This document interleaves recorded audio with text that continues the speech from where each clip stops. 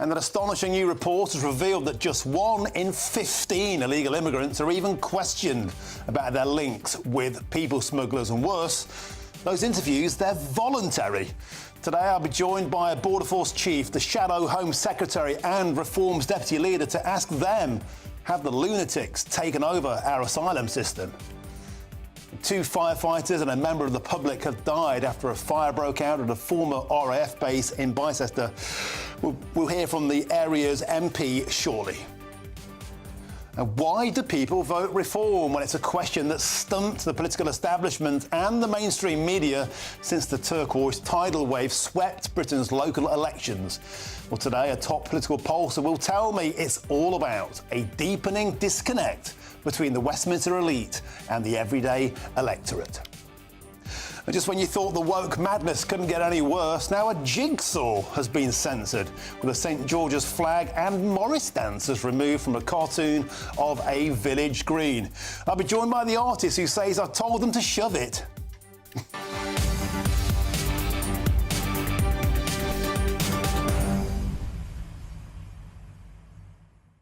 Now that is a show you will not want to miss. On a serious point, Tony Smith here is with me here, former Border Force chief, and it's an incredible state of affairs that only 1 in 15 people arriving here illegally are even questioned by the coppers or any form of Border Force interface. And these interviews, they're voluntary. I'd be forced to talk to the cops if I stole a bag of chips. And they can waltz into Britain, and 1 in 15 of them are interviewed. The rest are simply ushered through, toot sweet. We have no idea who they are, no idea where they came from, and no idea who is in control. The lunatics have totally taken over our asylum. It's time to call time. That's today's debate. Do you trust anybody who's in control of our borders? Get in touch. GBNews.com/your say is the way to do that. But now's your headlines, and here's Sam Francis.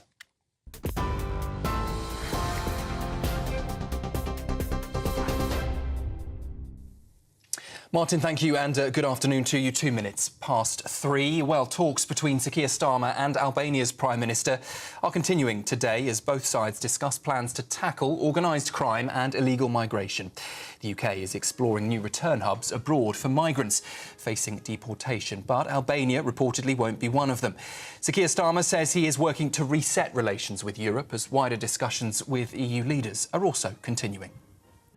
Well, in the last 2 weeks, you've seen the UK do a trade deal with India, really important for our country and our national interest. Trade deal with the US, again, important for our country and national interest. I'm positive going into Monday, and I think that this is an important moment for our country that will be measured in the benefits to working people and their living standards. But we're positive as we go into the summit on Monday. Meanwhile, the Conservative leader Kemi Badenoch thinks the Prime Minister is taking the public for a ride. The Prime Minister does not have a proper plan. It's just slogans, it's just talking, and quite frankly, I think he's taking the public for fools. He announced an immigration plan at the beginning of this week, and on that same day he was voting out measures which he says he wants, voting down measures which he says he wants, but which actually, when he has an opportunity in Parliament to get them through, does not vote for them. That is not serious. He is kicking this issue into the long grass. The fact is, immigration is way too high. We are the only party who have a plan, whether it's reducing. In other news this afternoon, R&B singer Chris Brown has been remanded in custody until the 13th of June after appearing before magistrates at Manchester Court. The American singer faces allegations of causing grievous bodily harm with intent after an attack at a Mayfair nightclub in February of 2023. Brown was arrested at a hotel in Manchester early on Thursday by the Metropolitan Police and remains in custody. In other news, Shaquille Thibault has been jailed at the Old Bailey for life with a minimum term of 29 years for murdering Cher Maximan, who was stabbed to death during Notting Hill Carnival's Family Day. The 20-year-old stabbed Maximan in the groin as her 3-year-old daughter was close by in August last year. The prosecutor said that the moments before he had carried out an equally horrifying attack on a man who was backing him away. A 21-year-old Ukrainian man has appeared in court after being charged with a series of arson attacks on 2 properties and a car linked to the Prime Minister. Roman Larinovich was driven to court in an unmarked van under police escort and has been charged with 3 counts of arson with intent to endanger life. The Met Police have said that he was arrested at an address in south-east London in the early hours of Tuesday and charged on Thursday. After a short 15-minute hearing, he was remanded back into custody and will appear in the Central Criminal Court, the Old Bailey, on the 6th of June. MPs have clashed in an emotional Commons debate over legalising assisted dying in England and Wales.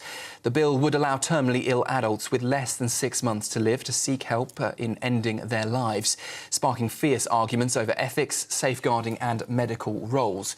Well, the Labour MP Kim Leadbeater says the law has been strengthened, while critics warn it could pressure vulnerable people to harm more than it helps.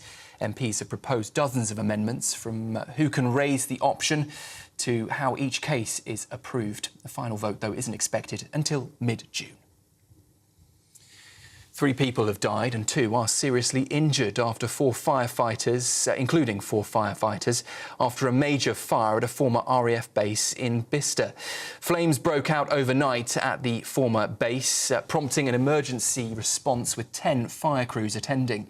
Earlier warnings for nearby residents to stay indoors have now been lifted and roads have reopened. The Prime Minister has commented on the news, saying that he's devastated and that the bravery of our firefighters is astounding. Millions, 1 bill away from crisis. That's as 1 in 4 British adults now have low financial resilience.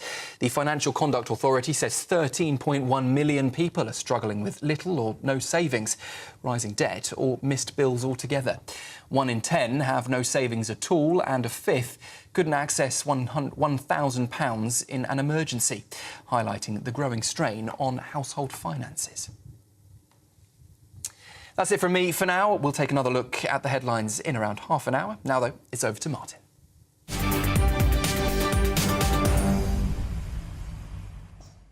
Thank you, Sam. Now, Keir Starmer is scrambling to rescue his plan to return failed asylum seekers to third countries after an extraordinary political public snub.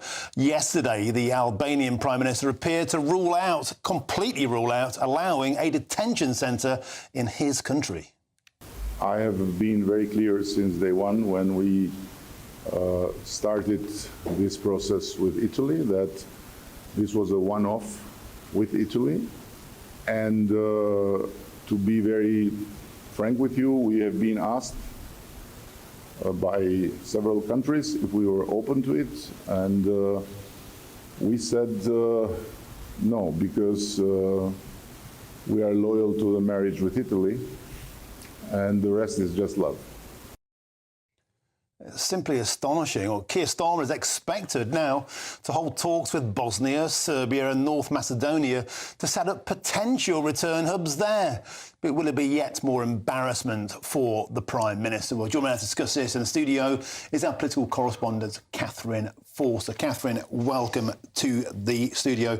Has to be said, yesterday was an incredibly embarrassing moment. The former basketball pro, all 6'7" of him, made Sir Keir Starmer in every sense look like a political pygmy. This was his moment to be on the stage to a big drum roll. We've got return hubs, tough Italian style, nothing of the kind. A total and utter slap in the face during the big moment. They're still there today. They're now moving on to these other countries. Can anything be salvaged from the situation for Sir Keir Starmer?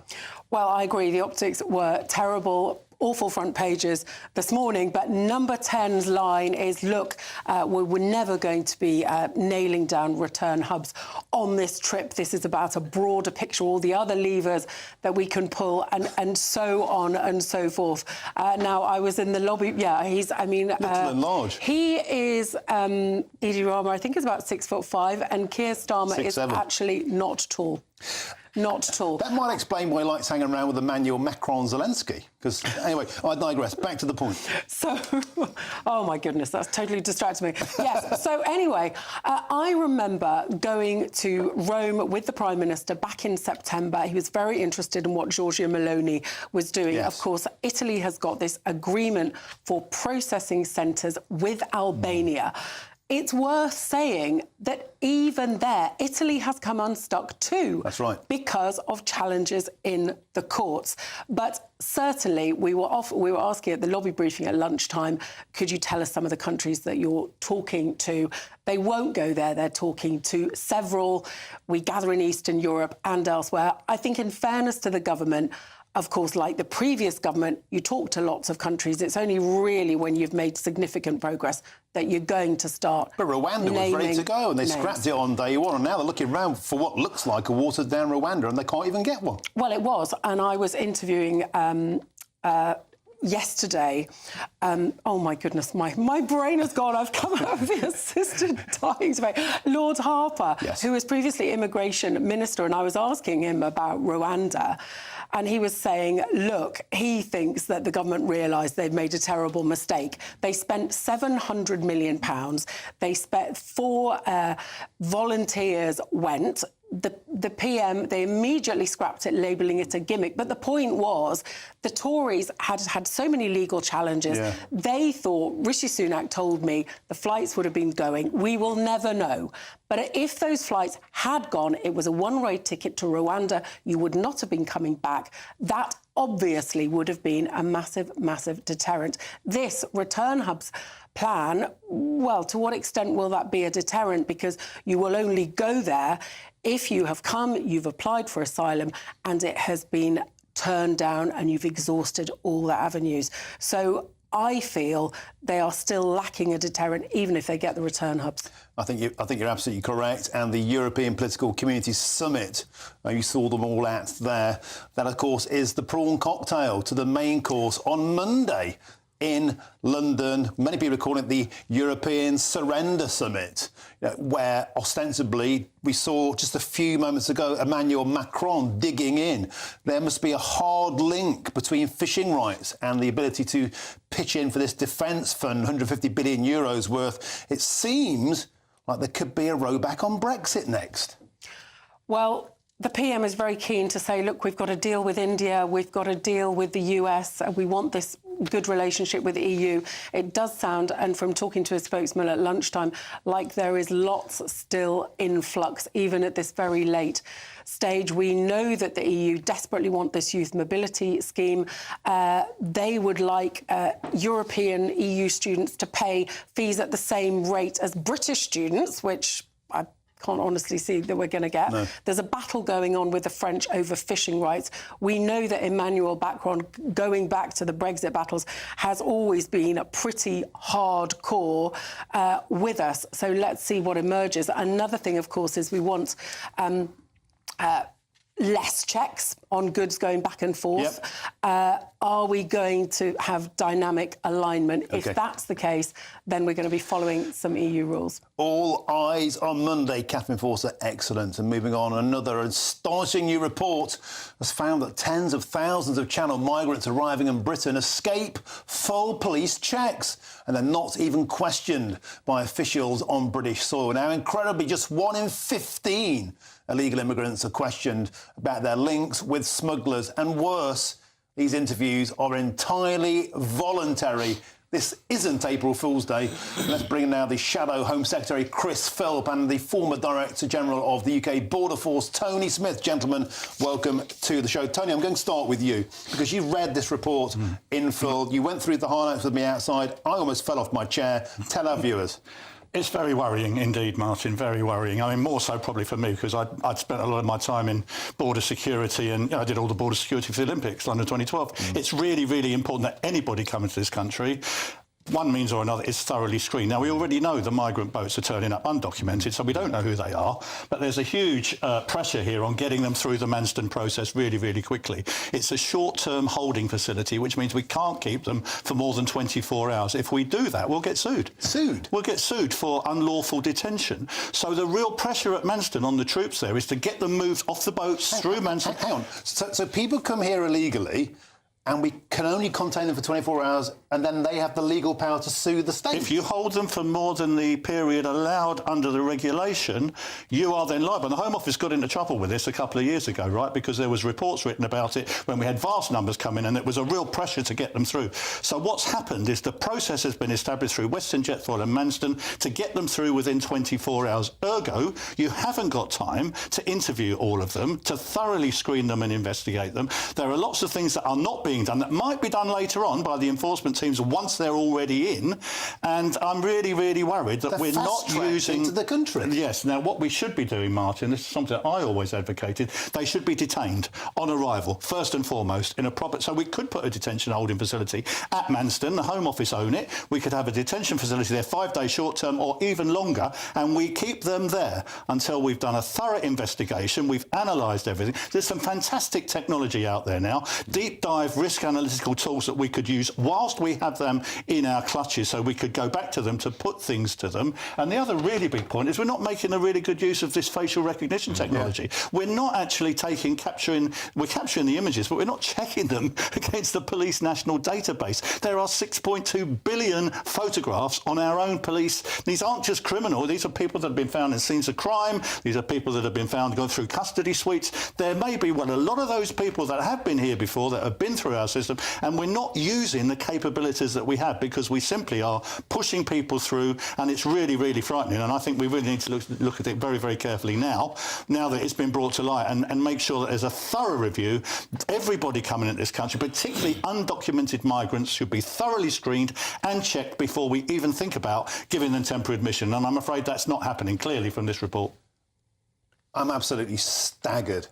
Chris Philp, Shadow Home Secretary. On what planet can it be a sensible idea that we're fast-tracking illegal immigrants into our country, and if we don't, they can sue us? Yeah, I think it's outrageous. They should all be checked thoroughly for criminal records, for previous associations, interviewed to get information about people smugglers. But the most important thing is they should not be allowed to stay here. Now, the Rwanda plan that Catherine touched on earlier would have seen them being rapidly and without legal challenge and without any of this sort of lawyers getting involved, sent straight to Rwanda, and then they would be processed by the Rwandan government over there. And all of the arrivals would have received that treatment, unlike these return hubs where only people who a year later lose their asylum claims. This return hub thing is not going to work. Now, the Rwanda scheme would have worked. Every single one of these illegal immigrants would have got sent to Rwanda. And we know from the Australian experience about 10 years ago that pretty quickly, within a month or two, people just stopped crossing. Why would you cross from France to the UK if you're going to wind up in Rwanda? It was a catastrophic mistake by Keir Starmer to cancel that Rwanda scheme before it even started. I suspect he is privately regretting it. So I've got one simple thing to say to Keir Starmer: bring back Rwanda. He probably won't do that because it was a Conservative idea. But Tony Smith, if we can just put politics to one side for one moment and actually do what's best for the country, do you think that is the right thing to do? Bring back something like Rwanda, if not Rwanda itself? Look, Martin, we've spoken about that. You don't join the border force to pick people up at sea and process them into the country quickly. That's not what they want to do. I speak on behalf of the officers, not formally, but I know them well, and they really, really want to have a removals deterrent. They expect to be able to arrest somebody who hasn't got the right papers and send them back somewhere. The problem we've got, as Chris says, is that we can't send them back to France, and they've abolished the Rwanda plan, which for me was the boldest attempt I've seen anywhere in the world since sovereign borders to try and get people. And they had a huge fight with the Lords and with Strasbourg and everywhere else trying to block that, and we were nearly there. And I just feel if we could have just got a few flights away, I would have loved to have seen the messages running around Calais and Dunkirk. We had evidence of some going over to Ireland at the time, even before it came on. So I think it was a basic error for national border security immigration policy to abolish Rwanda, having gone that far. Catherine Forster, bringing you back in now. The electorate just look at this and they're just aghast at what seems like absolute ineptitude. It seems like clown world. Yeah, and of course we had the Conservatives pledging to get net migration down to the tens of thousands for years and years and years, pledging to stop the boats. They did nothing of the sort. Labour have come in, they've traded one three-word slogan, stop the boats, for another, smash the gangs. I asked the Prime Minister back in Rome in September, where's your deterrent? And he said to me, well, the deterrent is smashing the gangs.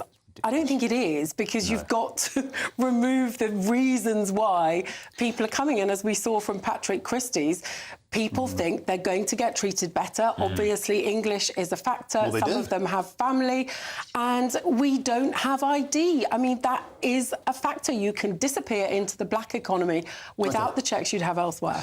Tony Smith, if you ran a business like you run this country, you'd be fired. You'd be fired on day one of this nonsense. Do you think that anything is going to get better anytime soon if it carries on like this? I don't think it's going to get better anytime soon, I'm afraid, Martin. I think people are rightfully worried about that. I think we saw that in the election results quite recently, where people are really fed up with immigration not being properly controlled. I think that's a clear message that they've got in the political arena. What are the government going to do about it is my big question. I want to know what they're going to do about this report, first and foremost. Now, they're going to say something about, we'll look at it, we'll review it, but there's some pretty hefty recommendations in here from the HMIC, which are hugely credible. They've spoken to the crime teams, they've spoken to the Border Security Command. They are, there are people there are levers that can be pulled. The proof of the pudding, are we going to, and at least make sure nobody gets in, and we're not here talking about murderers and rapists who came through Manston who weren't properly checked, Martin. That's the last thing anybody wants. Final word to you, Chris Philp. You had a long time to sort this out, 14 years. Why would it be any different if the Conservatives got back into power? Look, Martin, mistakes were made by the previous government, no question about that. But we did have that Rwanda scheme ready to go. As Tony said, the most radical solution anywhere in the world since the Australian Sovereign Borders Plan about 10 years ago. Starmer cancelled it. But look, we're under new leadership now. We want to bring back Rwanda. If Starmer won't do it, we certainly will. And we had votes in Parliament just this week where we have new plans. I'll give you just two examples. An annual binding vote in Parliament to cap migration at far, far lower levels. We just stop giving out visas when the limit is hit, and Labour voted against that. The second idea we put to a vote was repealing the Human Rights Act to end all this nonsense, like illegal immigrants suing our government hours after reaching the country. You regret not doing all of this when you're in power? Yeah, well, I mean, the Rwanda scheme, that was ready to go. The annual cap, we should have done it when we're in power. Let me be honest, yes, we should have done it. But we're under new leadership. I'm a new Shadow Home Secretary. We put it to a vote in Parliament this week. We voted for it. Labour voted against it. The other idea was repealing the Human Rights Act to end all these nonsensical human rights claims. We voted for it. Labour voted against it. We've developed a plan, and if we get the chance, we are going to implement that and stop this madness. An excellent start to the show, if deeply concerned. Now, before you go away, the Home Office said this. Its new Organised Immigration Crime Domestic Task Force will respond to the report, while Labour's Border Security Commander Martin Hewitt said police forces across the UK are already very committed to this issue. And while immigration-related arrests and charges have increased, we know there is more to do. Chris Philp, Tony Smith, Catherine Forster, great start to the show. Thank you all very, very much indeed. Now, coming up, including, we'll bring you all the latest updates on the Bicester fire, which killed 2 firefighters and also a member of the public. We'll be live from the location. I'm Martin Daubney on GBNews, Business News Channel.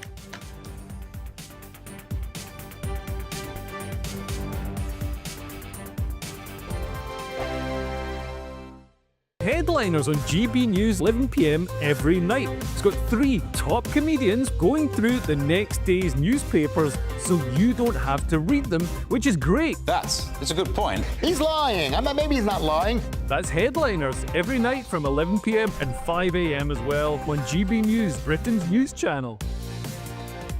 Mornings don't have to be tiresome, especially if you have the right company. Wake up to news as it happens, opinion and debate, and of course, a little bit of entertainment too. Because when the kettle's on, we're on. That's Breakfast on GB News, a show worth waking up for. Every morning from 6 a.m. Only on the People's Channel, Britain's news channel. We'll spread the news, you spread the word. Join me, Nana Akwe, for an informative, interactive news programme with a difference. It's fun. No, he didn't say that, Dave. I'm so surprised. I think there's an element of truth to that. Join me from 3 p.m. every weekend, only on GB News, Britain's news channel. We're proud to be GB News, the People's Channel. And as you know, we always love to hear your views. Now, there's a new way of getting in touch with us at gbnews.com/yoursay. By commenting, you can be part of a live conversation and join our GB News community. You can even talk to me, Bev Turner, or any of the members of the GB News family. Westminster's full of talk, but out here, it's the real world. Am I allowed to talk then? No, that's it. This is where it matters, real people and real lives. That's what politics is all about. The fact is Trump made a good start. No. Straight answers, no spin, and just a couple of pints. How many fingers have I got up? About 10. So join me for Lee Anderson's Real World every Friday at 7 p.m, only on GB News. The People's Channel, Britain's news channel. Hi, I'm Michelle Dewberry, and my show is your opportunity to cut through all the noise and dive in headfirst to some robust debates. Ideas clash. Situation, isn't it? No, because the failure is you're deliberately avoiding my point. Nothing's held back. And if you think this is the end of it, wait for more. And we do not shy away from the difficult stuff. Sometimes I want to shake people and say, if only you understood. So join me on Jubes & Co. weeknights at 6 p.m, only on GB News, Britain's news channel. This is our country, and we think it's amazing. From high tea to the high street, we love it all. Even the rain, we like that too. There's nowhere else we'd rather be. That's why we're here to be the fearless champion of Britain, its voices and its values. Because we are GB News, the People's Channel, Britain's news channel.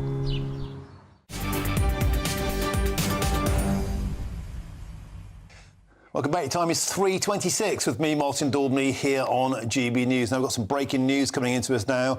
And the leaders of the UK, France, Germany and Poland have spoken to Volodymyr Zelensky and Donald Trump to begin closely aligning a response to Russia's unacceptable position in Ukraine peace talks, Sir Keir Starmer has said. And the Prime Minister, Mr Zelensky, Emmanuel Macron, Friedrich Merz and Donald Tusk held a phone call with the US President to discuss developments in the negotiations on Friday, he said. And of course, that comes as a direct result of Vladimir Putin seeming to snub the peace talks with Zelensky in Turkey. But of course, Donald Trump said, why would he go if I wasn't there?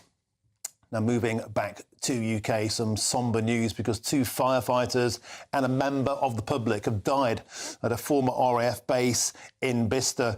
And joining us now from Bicester is GB News reporter Jack Carson. Jack, harrowing sights, harrowing scenes and 3 tragic deaths. What's the latest?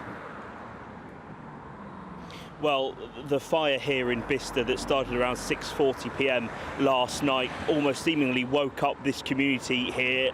Talks of explosions, of hearing the cracks and bangs of the building on fire, and a huge, substantial response by multiple emergency services. 10 fire crews here tackling the blaze at its peak. And today, as the fire now is under control, tributes pouring in from the likes of Keir Starmer, the Prime Minister, to the local MP here as well. 2 firefighters confirmed to have passed away during the tackling of that blaze, and also a member of the public who Bicester Motion have said was a much-loved friend of theirs. In an emotional press conference this afternoon, Chief Fire Officer Rob McDougall spoke and gave an update. Take a listen.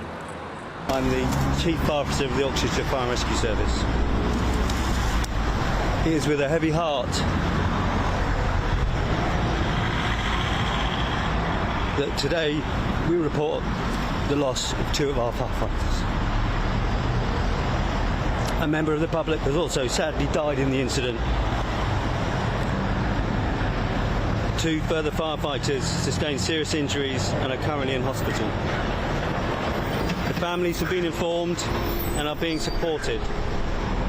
Our thoughts remain with them at this most difficult time, and we ask for their privacy to be respected. We cannot release any details at present, but we will provide further information as soon as we can. And you can hear there just how much of a struggle it is for many of these firefighters to come to terms with the loss of their friends and colleagues as well. Tributes and flowers starting to be laid here. Tributes also by, as I said, the local MP, Callum Miller. Here's what he said to the media earlier on. This is just devastating news for this community, and my heart goes out to the families and friends and colleagues of the 3 people who have lost their lives overnight. And obviously the 2 firefighters now in hospital are foremost in my thoughts and prayers.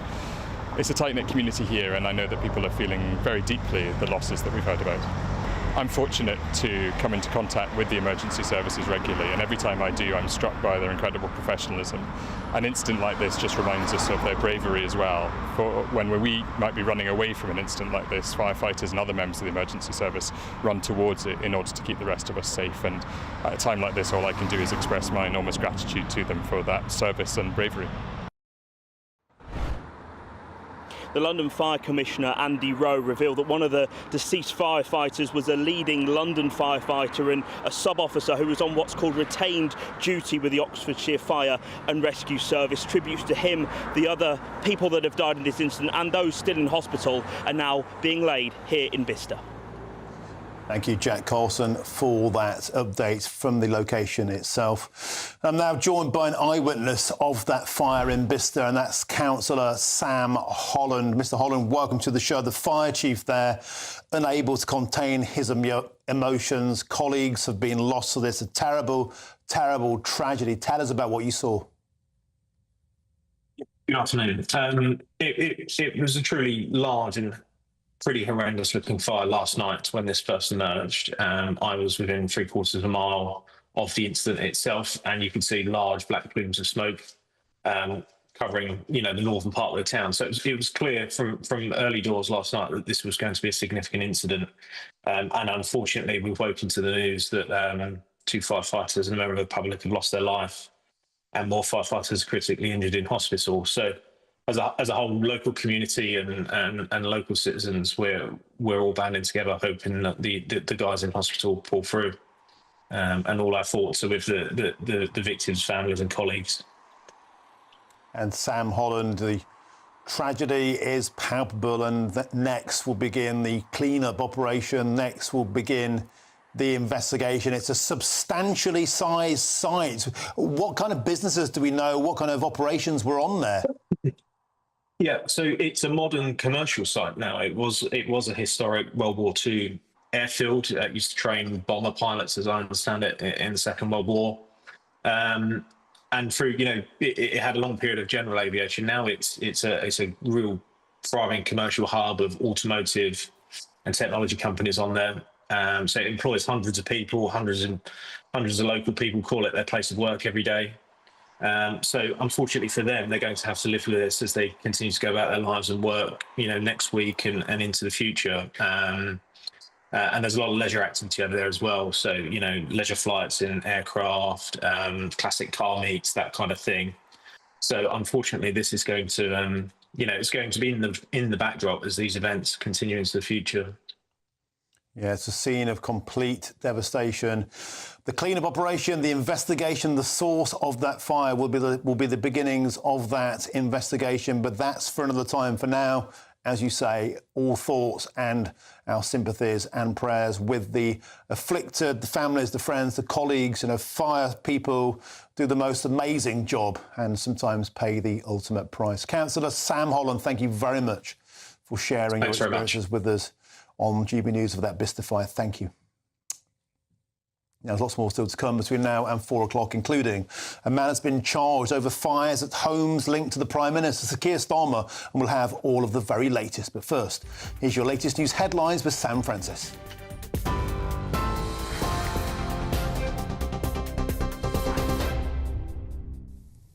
Very good afternoon to you from the newsroom at 34 minutes past 3. The top story, 2 firefighters and a member of the public have died in a huge blaze at Bicester Motion, a business park and former RAF base in Oxfordshire. The fire broke out on Thursday night, with locals reporting loud bangs and plumes of smoke. The victims include a close friend of the site, home to dozens of motoring and aviation firms. 2 more firefighters are in hospital with serious injuries. The county's fire chief, has praised the unwavering bravery of the crews attending the scene and says more details will follow. MPs have voted to protect staff from being forced to take part in assisted dying under a new proposed law for England and Wales. The bill, put forward by Labour's Kim Leadbeater, would allow terminally ill adults with 6 months to live to seek help to end their lives. It passed its first stage last year and has since faced months of emotional debate and major changes.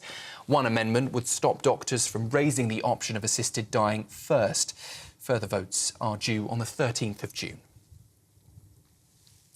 Well, breaking this hour, Ukraine and Russia have agreed to swap 1,000 prisoners of war each after their first direct talks together in 3 years. The date for that swap is set but remains secret, with both sides also discussing the prospect of a ceasefire. However, Ukraine's President Volodymyr Zelensky is calling for a strong reaction if no peace deal is reached. Turkey helped facilitate the talks, with US officials also attending, and President Donald Trump has said that he wants to meet Putin as soon as he can as pressure builds for an end to the war. There are also some further lines just coming into us from those talks, with Turkey saying that both parties, Russia and Ukraine, have agreed to meet again for further discussions, and that both countries, Ukraine, Russia, have also agreed to share with each other in writing their conditions, each for reaching a future ceasefire. So those latest lines just into us from those talks taking place today in Turkey. And nearly 100 people, including children, have been killed in a major Israeli assault on North Gaza, according to reports coming from the region. Witnesses reported airstrikes, shelling and tanks as homes and tents were hit overnight. Israel says it was targeting terrorist infrastructure and has eliminated several militants.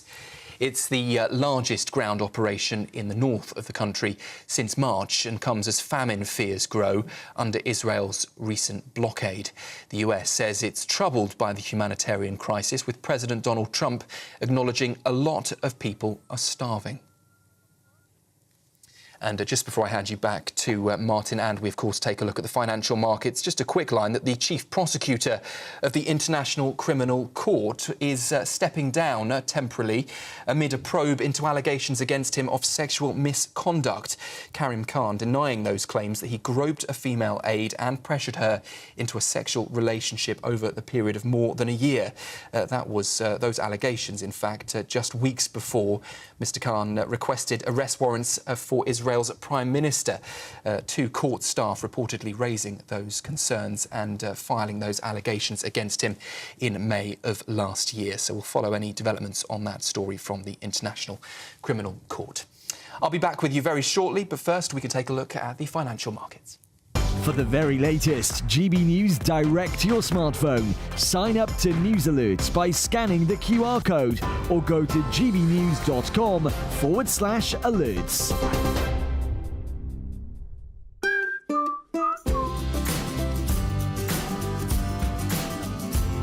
Done. My Claim Group sponsors the GB News Finance Report.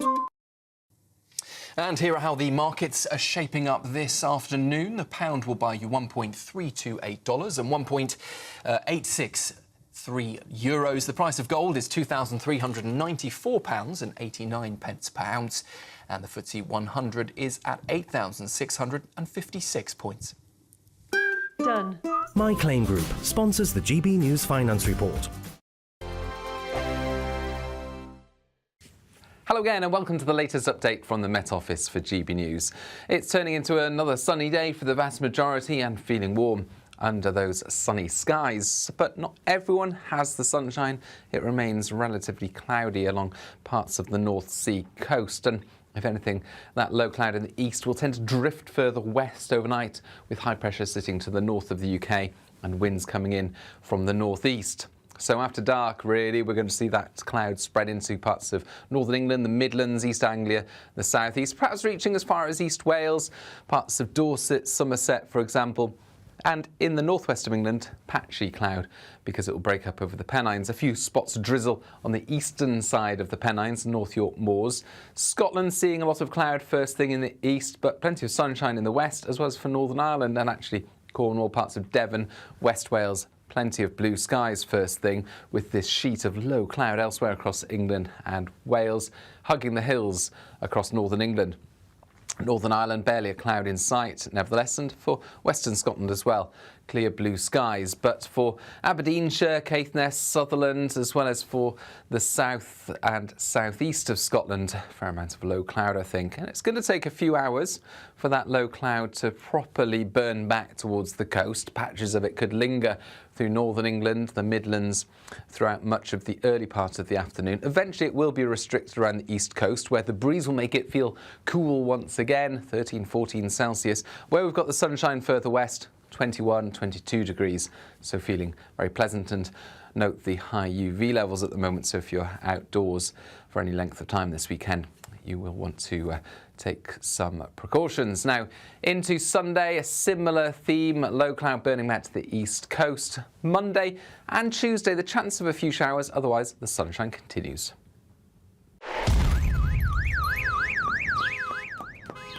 Crash Law 24 sponsors GB News Traffic and Travel Report. Good afternoon. This is the latest AI travel news from GBnews.com. Delays affect several routes. The M80 at Junction 5 has restrictions due to a collision. On the M4 westbound, expect congestion between Junction 23A Mega and Malpas. The M6 southbound at Warrington causes 50-minute delays. The M42 northbound in Warwickshire has delays due to a broken-down vehicle. Bristol's M49 northbound faces congestion. And on the trains, cross-country services face disruption between Leicester and Birmingham, while Hull trains encounter issues between Hull and Brough. For more travel news, go to gbnews.com. Crash Law 24 sponsors GB News Traffic and Travel Report.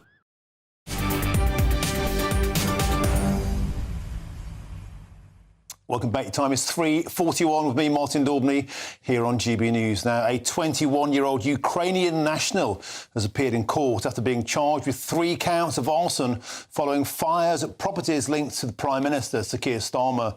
And it follows an investigation led by the Metropolitan Police's counter-terrorism unit, and also comments from Sir Keir Starmer in which he condemned the fires as an attack on democracy.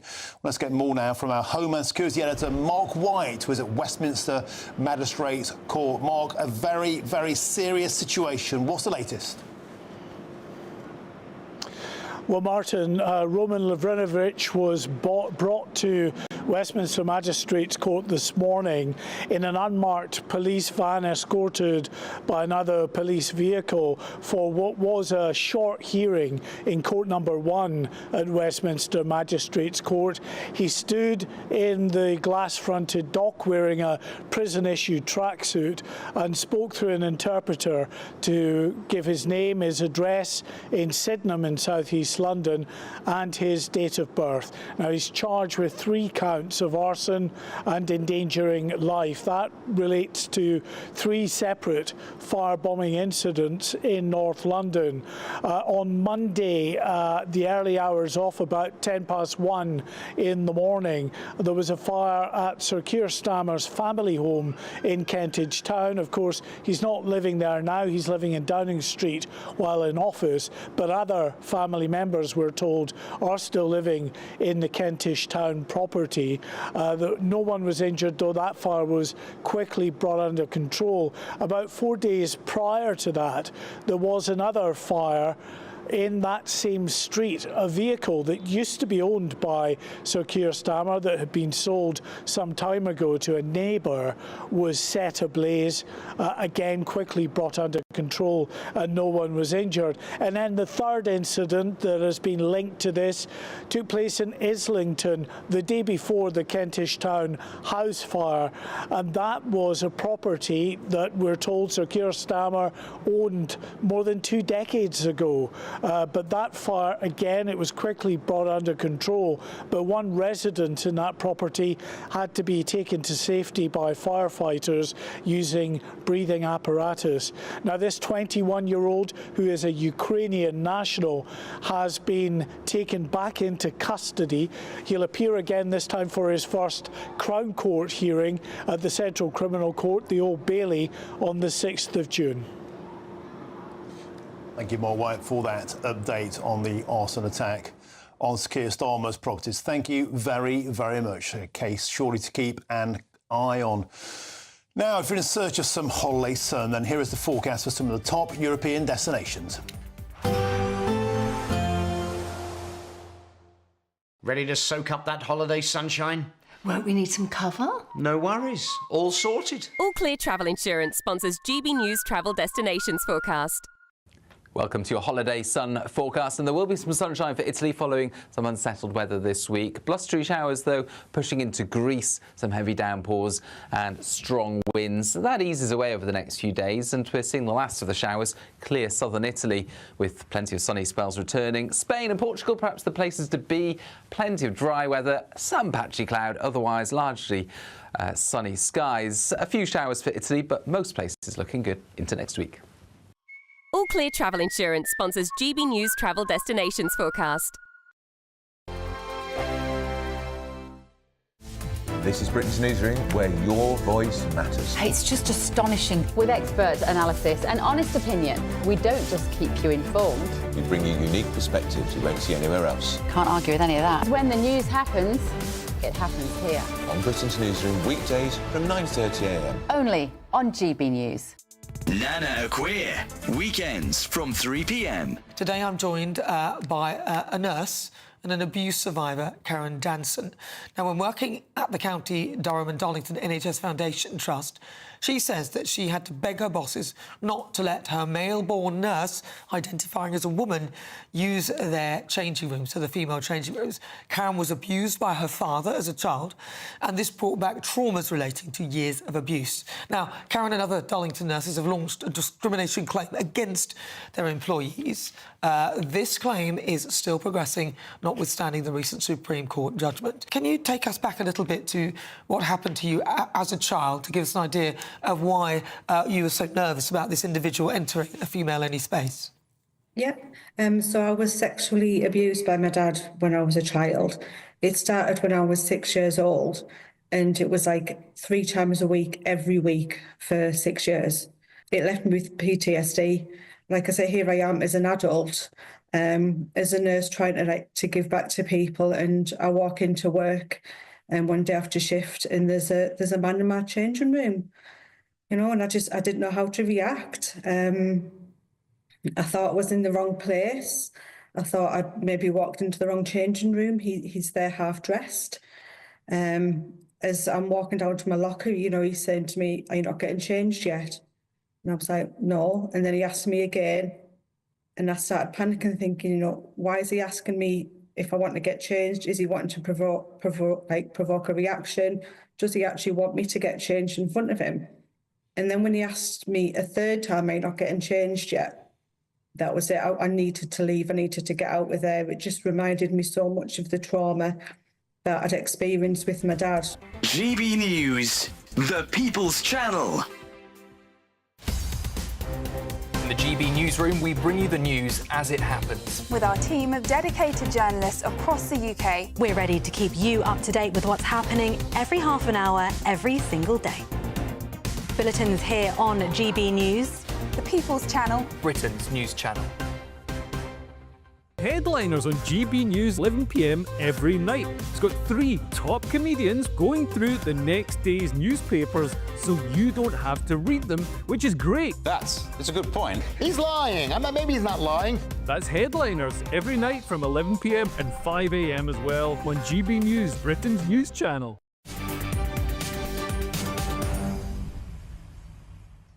Welcome back. Your time is 3:49 and it's with me, Martin Daubney, here on GB News on this glorious Friday afternoon.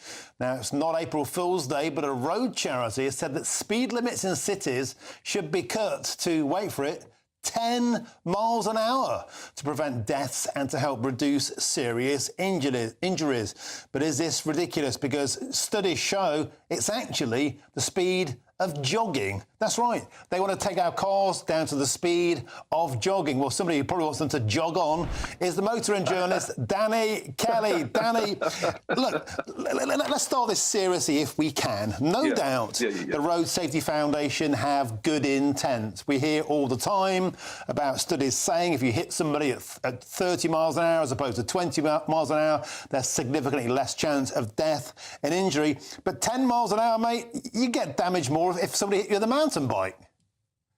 Martin, you're right. Now, to be fair to the charity, in 2023, Wales reduced all of their 30-mile-an-hour zones to 20-mile-an-hour. And the Welsh government say they need 3 years for empirical evidence to see if it's worked. But anecdotal evidence so far suggests that it has reduced fatalities and it has reduced serious accidents and injuries. But the thing is, we need a functioning society, Martin. We need to be able to go about our business. And 30 mile an hour for some people is the right speed. For the Welsh government, it's 20 miles an hour. But you're quite correct. 10 miles an hour, you would be in first gear. The engine would be almost revving its tits off. And people like me, one of your fattest and unfittest contributors, would be able to sprint past cars. In fact, before the show, I actually did it with my wife. Now, the only problem is once I overtook her, I would need a 90-mile-an-hour ambulance speeding through the city centre to resuscitate me. It's far too slow, Daubs. It's far too slow. It's going to cause more pollution, engines revving excessively, and 10 mile an hour is just too slow. Now, the charity use emotional blackmail. Emotional blackmail is a fabulous tool in the armament of someone who's trying to convince you to do something you don't want to do. And they say that no mobility should ever cause a death or an accident. But 10 miles an hour, we need a functioning society, Martin. And 10 miles an hour, it deserves the ridicule that it's getting. Yeah, Danny, you sort of momentarily lost me there when you said before the show I did it with my wife. I sort of switched off at that point. Let's move on. Don't forget Saturday afternoon, mate, whatever it takes. But on a serious point, there's videos in Wales, Danny, of mobility scooters overtaking cars because mobility scooters can be souped up to go faster than cars. And, of course, you can't get nicked with them because you don't have a number plate. You're not even registered. And the point of the backlash in Wales, it slowed everybody down, it made journeys longer, it cost businesses money, particularly if you're doing deliveries, it increased pollution, because guess what, when you're going slower, you're in a lower gear, you're revving up, the thing backfired. Is there any case to make for this 10-mile-an-hour limit, Danny, or do you think it's literally a step too far? No, it is. It's just a step too far. It's somebody with good intent who doesn't probably have a driving licence. Let's be honest, Martin. They probably don't have a driving licence. They're probably tree-hugging, usually eating cyclists. They probably loathe cars. And it's easy just, again, I take it back to the moral blackmail, where they say nobody should be hurt or injured or killed. That's very laudable, but it's not the real world. I'm surprised these people step out of their house in case a satellite drops on their head from outer space. They're so cautious about everything. But I think you're exactly right. The people who come up with these policies tend to live in inner cities where they can take public transport with a foldable Brompton bike. You know, the kind of people I mean. And these limits will take place outside all schools, hospitals, sporting, social and cultural venues. And the 20-mile-an-hour limit will be anywhere where pedestrians and cyclists or motorcyclists mix. That's everywhere. So they're basically saying every road in Britain, maximum speed 20 miles an hour apart from motorways or dual carriageways, and in inner cities, we're walking around slower than a horse and cart.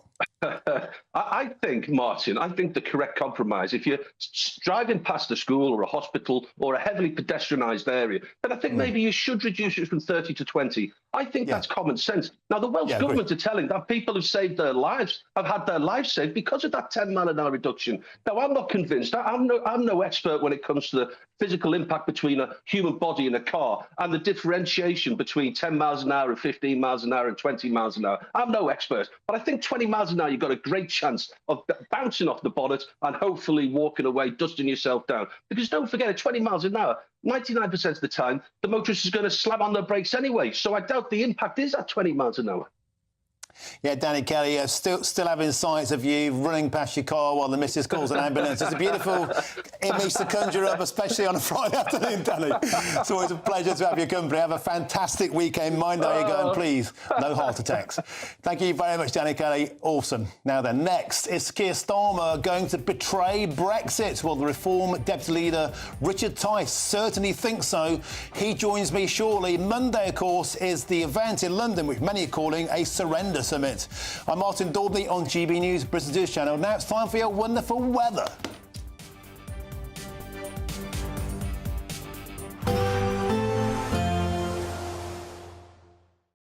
Expect a warm front, moving from the kitchen right through to the rest of the house.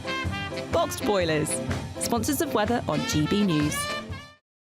Hello again and welcome to the latest update from the Met Office for GB News. It's turning into another sunny day for the vast majority and feeling warm under those sunny skies. But not everyone has the sunshine. It remains relatively cloudy along parts of the North Sea coast, and if anything, that low cloud in the east will tend to drift further west overnight, with high pressure sitting to the north of the UK and winds coming in from the northeast. So after dark, really, we're going to see that cloud spread into parts of northern England, the Midlands, East Anglia, the southeast, perhaps reaching as far as East Wales, parts of Dorset, Somerset, for example.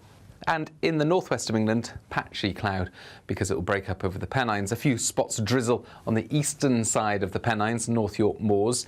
Scotland seeing a lot of cloud first thing in the east, but plenty of sunshine in the west, as well as for Northern Ireland and actually Cornwall, parts of Devon, West Wales. Plenty of blue skies first thing, with this sheet of low cloud elsewhere across England and Wales, hugging the hills across northern England.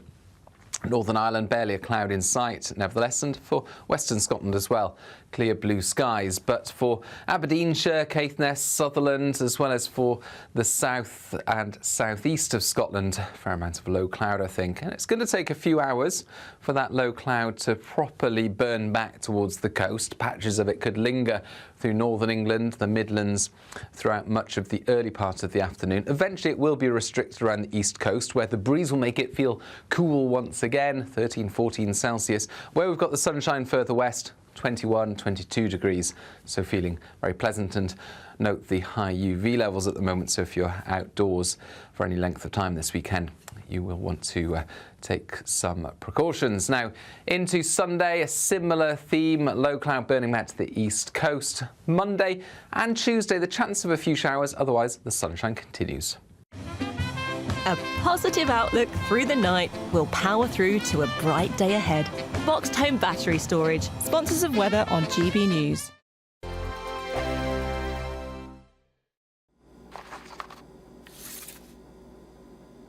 Crash Law 24 sponsors GB News Traffic and Travel Report. Good afternoon. This is the latest AI travel news from GBNews.com. The M80 at Junction 5 faces disruptions due to a collision. Motorists are advised to proceed with caution. Congestion is on the M4 westbound from Junction 23A at Magor to Junction 26 at Malpass. In Cheshire East, the M56 westbound between Junction 7 and Junction 9 has one lane closed due to a vehicle fire. In Northamptonshire, the A14 eastbound is delayed because of a broken down vehicle between the M1 Catthorpe interchange and Junction 1 at Welford. And on the trains, services are disrupted between Leicester and Birmingham New Street on Cross Country and between Hull and Brough on Northern Lines. For more travel news, go to gbnews.com. Crash Law 24 sponsors GB News Traffic and Travel Report. What does it feel like to be a Great British Giveaway winner? That's a big surprise. Oh my God, I'm going to cry. Do you know what? I've never won anything like this in my life. Oh my God, this is amazing. That is absolutely fantastic. We're over the moon. Yes, that is fantastic. You know, you have no idea how much I needed it. Oh my goodness. That's wonderful. Oh, thank you. Oh, thank you so much. I was gobsmacked. Thank you, GB News. I'd say don't hesitate, do it. If you're not in it, you've got no chance of winning it. Thank you. You weren't expecting to get that call today, were you? No, I wasn't.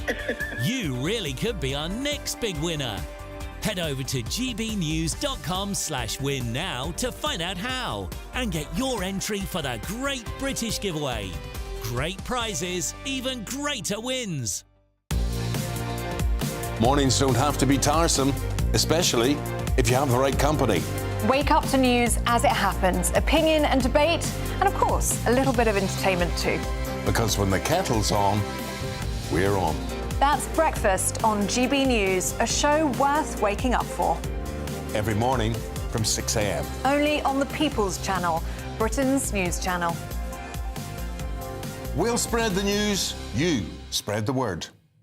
Hi, I'm Michelle Dewberry, and my show is your opportunity to cut through all the noise and dive in headfirst to some robust debates. Ideas clash. Situation, No, Because the failure is... You're deliberately avoiding my point. Nothing's held back. And if you think this is the end of it, wait for more. And we do not shy away from the difficult stuff. Sometimes I want to shake people and say, if only you understood. So join me on Dubes & Co. weeknights at 6 p.m, only on GB News, Britain's news channel.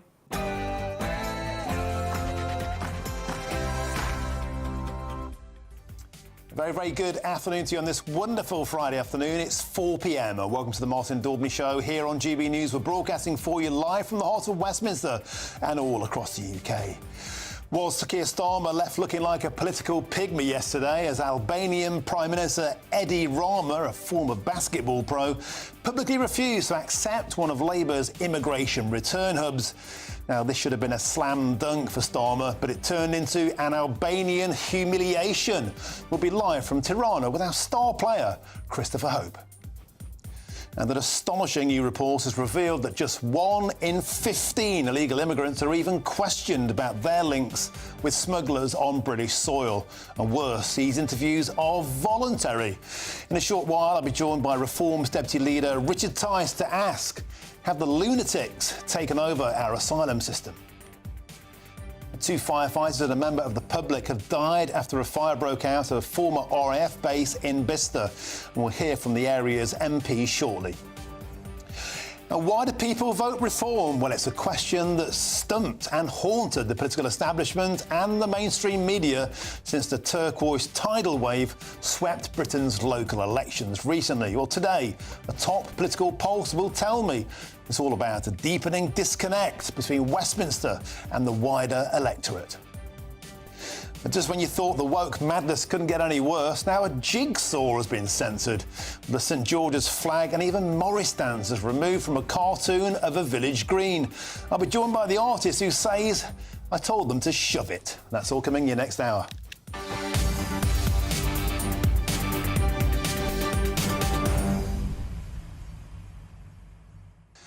Well, to the show, it's a pleasure to have your company. Well, all eyes now on Monday as Sir Keir Starmer, some people are calling it the Surrender Summit, comes to London. Ursula von der Leyen and EU bigwigs. Emmanuel Macron already rattling his sabre, saying he wants more access to British fish.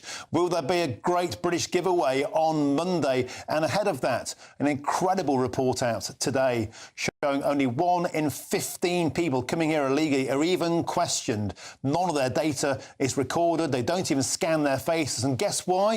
If we hold them for longer than 24 hours, they can sue us. That's right. You heard that. People coming to Britain illegally can sue you, the taxpayer, if they're held for more than 24 hours. Have the lunatics taken over the asylum system? There's a question I put shortly to Richard Tice, who joins me in the studio, the Deputy Leader of Reform UK. Get in touch the usual ways, gbnews.com/your say.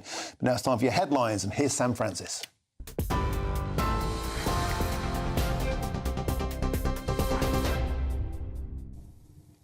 Very good afternoon to you. At 2 minutes past 4, the top story this hour. 2 firefighters and a member of the public have died in a huge blaze at Bicester Motion, a business park and former RAF base in Oxfordshire.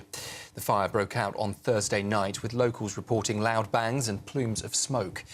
The victims include a close friend of the site, home to dozens of motoring and aviation firms. 2 more firefighters are in hospital with serious injuries. The county's fire chief has praised the unwavering bravery of crews and says more details will follow.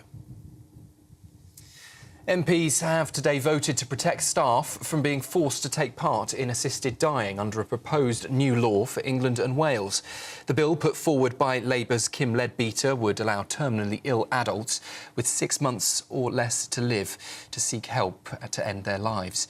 It passed its first stage last year and has since faced months of emotional debate and major changes.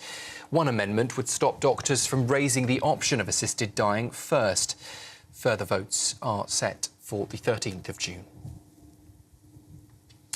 Talks between Sir Keir Starmer and Albania's Prime Minister are continuing today as both sides discuss plans to tackle organised crime and illegal migration. The UK is exploring new return hubs abroad for migrants facing deportation, but Albania won't be one of them. Sir Keir Starmer says he's working to reset relations with Europe as wider discussions with EU leaders also continue. Well, in the last 2 weeks, you've seen the UK do a trade deal with India, really important for our country and our national interest. Trade deal with the US, again, important for our country and national interest. I'm positive going into Monday, and I think that this is an important moment for our country that will be measured in the benefits to working people and their living standards. But we're positive as we go into the summit on Monday. Meanwhile, the Conservative leader Kemi Badenoch claims the Prime Minister is taking the public for a ride. The Prime Minister does not have a proper plan. It's just slogans, it's just talking, and quite frankly, I think he's taking the public for fools. He announced an immigration plan at the beginning of this week, and on that same day he was voting out measures which he says he wants, voting down measures which he says he wants, but which actually, when he has an opportunity in Parliament to get them through, does not vote for them. That is not serious. He is kicking this issue into the long grass. The fact is, immigration is way too high. We are the only party who have a plan, whether it's reducing. Next, to look at international news, and Ukraine and Russia have agreed to swap 1,000 prisoners of war each after their first direct talks in more than 3 years. The date for that swap is set but remains secret, with both sides also discussing the prospect of a ceasefire. Ukraine's President Zelensky is calling for a strong reaction if no peace deal is reached. Turkey helped facilitate the talks, with US officials also attending. Donald Trump says he wants to meet Putin as soon as he can, as pressure builds for an end to the war. Meanwhile, nearly 100 people, including children, have been killed in a major Israeli assault on North Gaza. That's according to reports from the region. Witnesses reported airstrikes, shelling and tanks as homes and tents were hit overnight. Israel says it was targeting terrorist infrastructure and has eliminated several militants. It's the largest ground operation in the north since March and comes as famine fears grow under Israel's blockade. The US says it's troubled by the humanitarian crisis, with President Trump saying a lot of people are starving.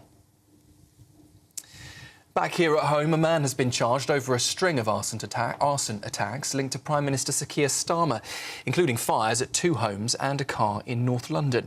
Roman Lavrinovich, a 21-year-old Ukrainian national, is accused of arson with intent to endanger life. He's been remanded in custody and will appear at the Old Bailey next month. Police say an accelerant was used and the Met's Counter-Terror Command is leading the case. The fires happened over 4 days, including at a property rented by Starmer's sister-in-law and a car he previously owned. And the man who stabbed a mother to death at the Notting Hill Carnival in front of her young daughter has been jailed for life. Shaquille Tibu, 20 years old, must serve at least 29 years for murdering Cher Maximum with a zombie knife during a broad daylight brawl. The court heard Cher was trying to protect her 3-year-old when Tibu plunged the knife into her groin. A judge said the attack in front of police and families was brazen and terrifying. Her grandmother told the court life will never be the same again. You're up to date just after 4 o'clock. I'll be back with you in half an hour. Now, though, it's over to Westminster and Martin.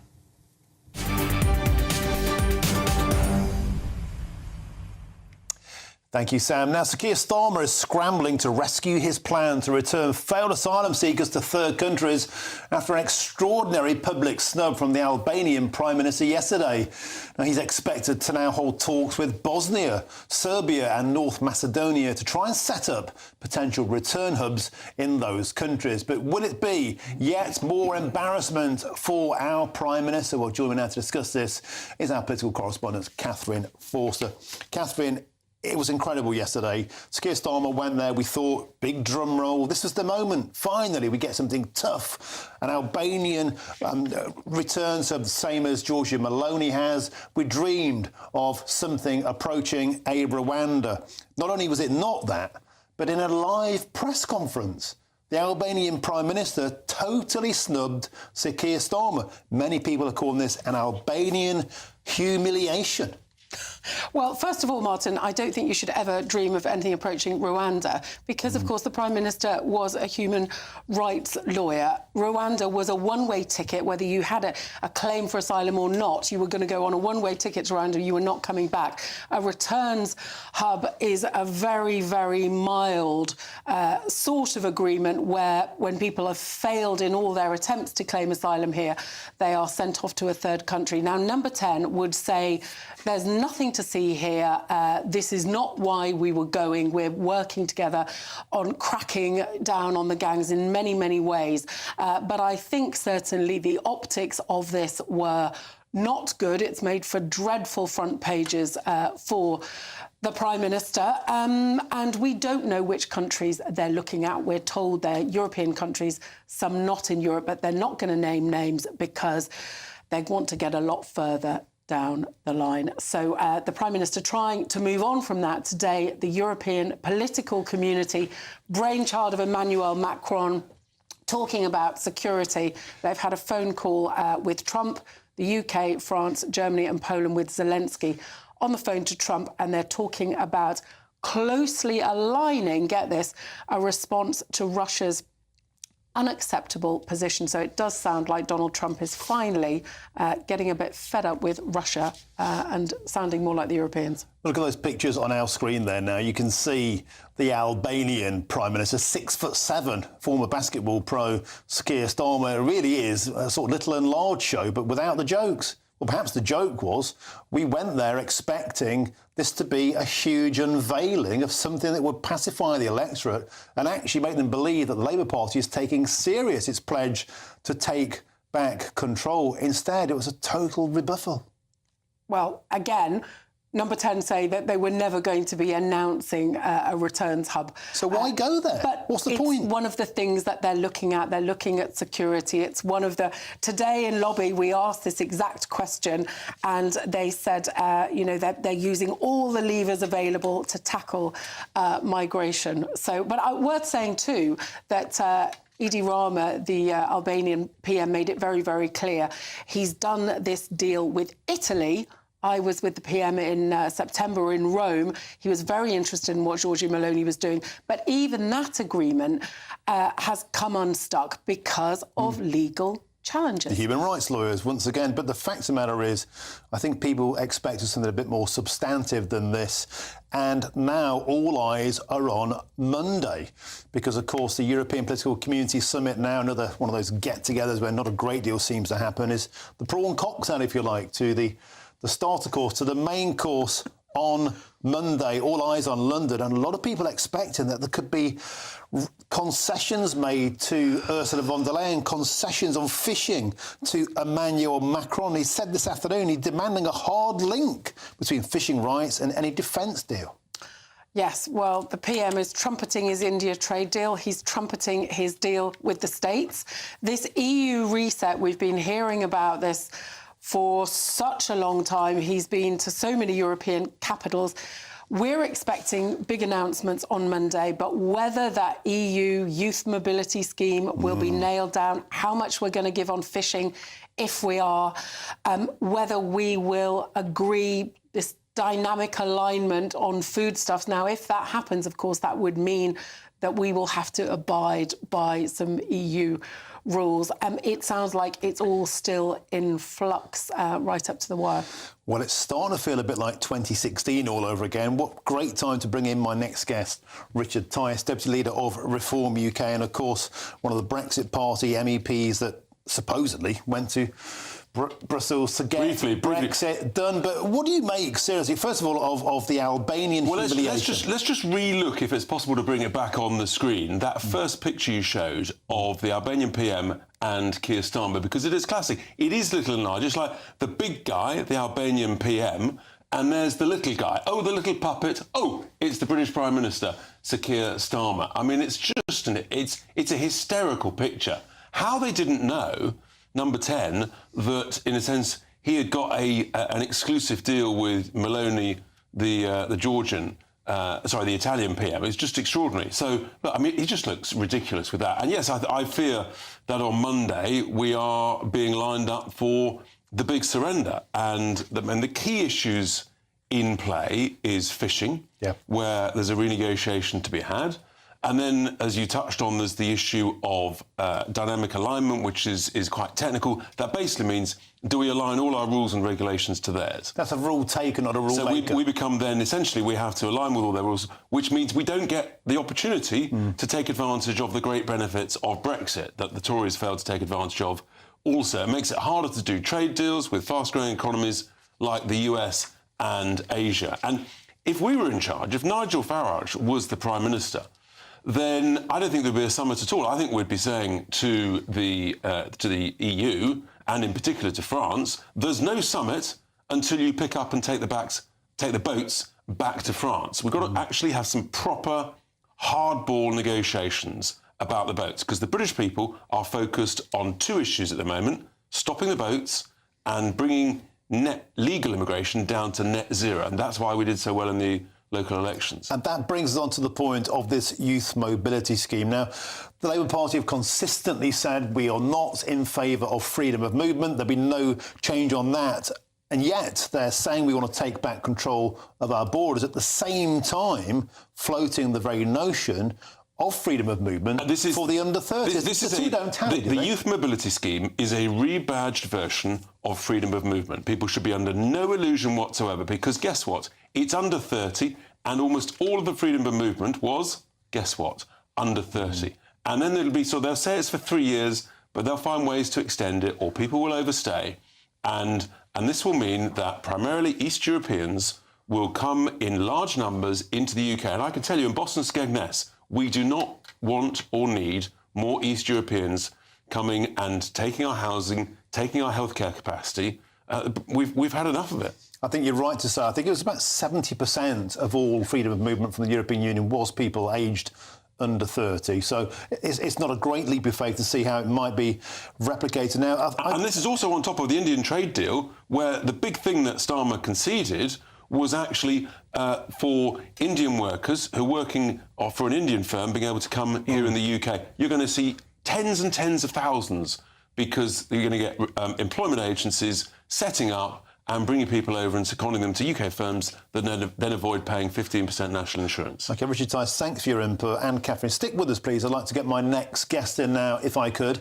I'm joined by the campaign manager of European Movements UK, Richard Kilpatrick. Richard, welcome to the show. You no doubt may have overheard Mr Tice there saying that youth mobility scheme is simply a rebadged freedom of movement. Is that the case? And is that something that you would welcome?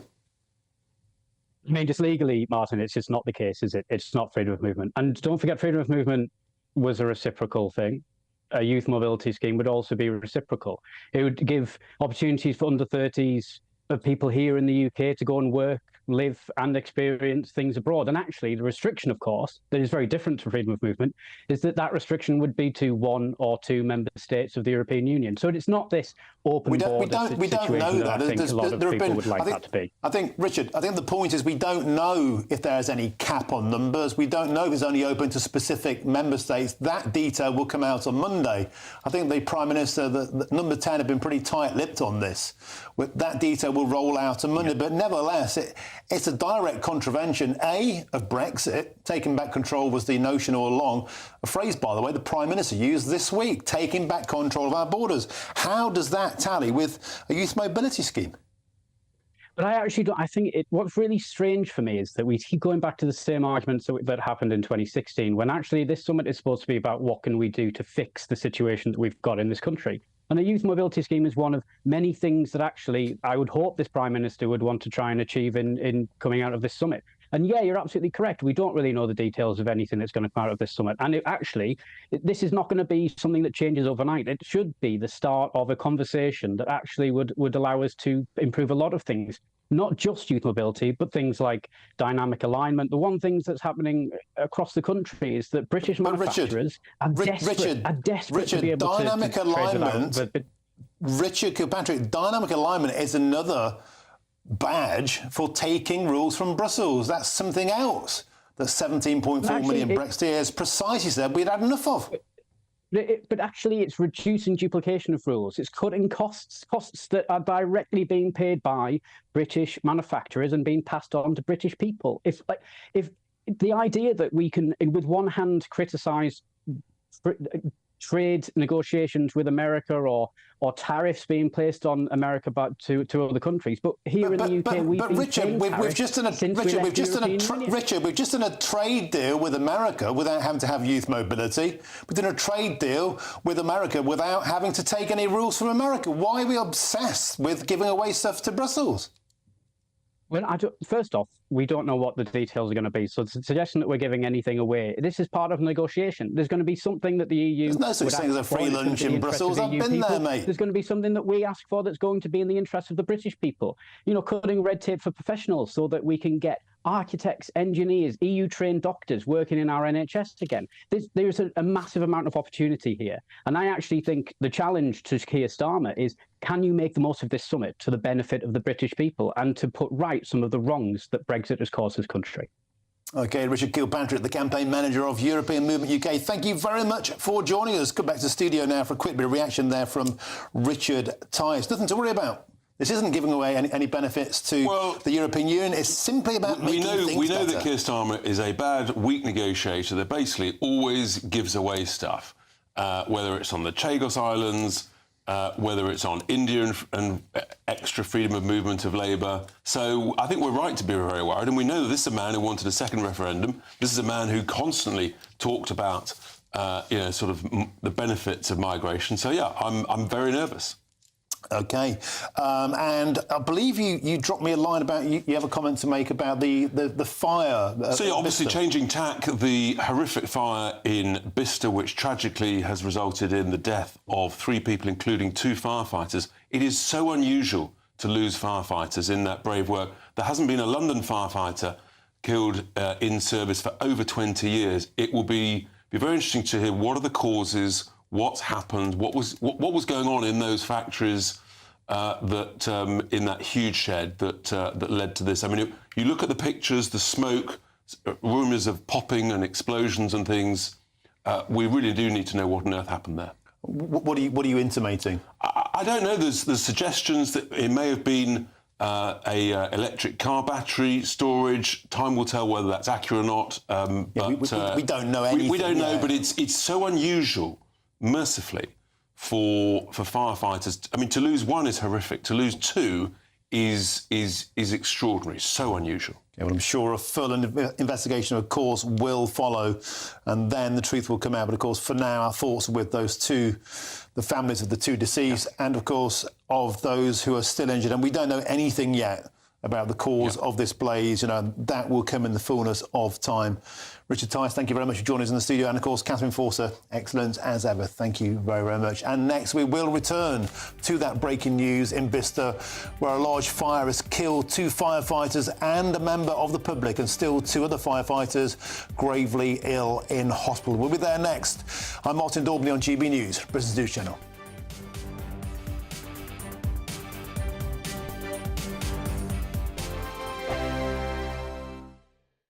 We're proud to be GB News, the People's Channel. And as you know, we always love to hear your views. Now, there's a new way of getting in touch with us at gbnews.com/yoursay. By commenting, you can be part of a live conversation and join our GB News community. You can even talk to me, Bev Turner, or any of the members of the GB News family. Exciting news. Every Friday, my Patrick Christie's Tonight Show is going to have a twist to it. We're welcoming some special guests. You. That's right, on Fridays I'm going to be doing my show in front of a live studio audience, because this show is about you and what you have to say. It's going to be the same big debates, same big topics, same big opinions, but every Friday night at 9 p.m. you are invited to come on down to Patrick Christie's Tonight to be a part of the action. Only on GB News, the People's Channel, Britain's News Channel. Westminster's full of talk, but out here, it's the real world. Am I allowed to talk now? No, that's it. This is where it matters, real people and real lives. That's what politics is all about. The fact is Trump made a good start. No. Straight answers, no spin, and just a couple of pints. How many fingers have I got up? About 10. So join me for Lee Anderson's Real World every Friday at 7 p.m. only on GB News. The People's Channel, Britain's news channel.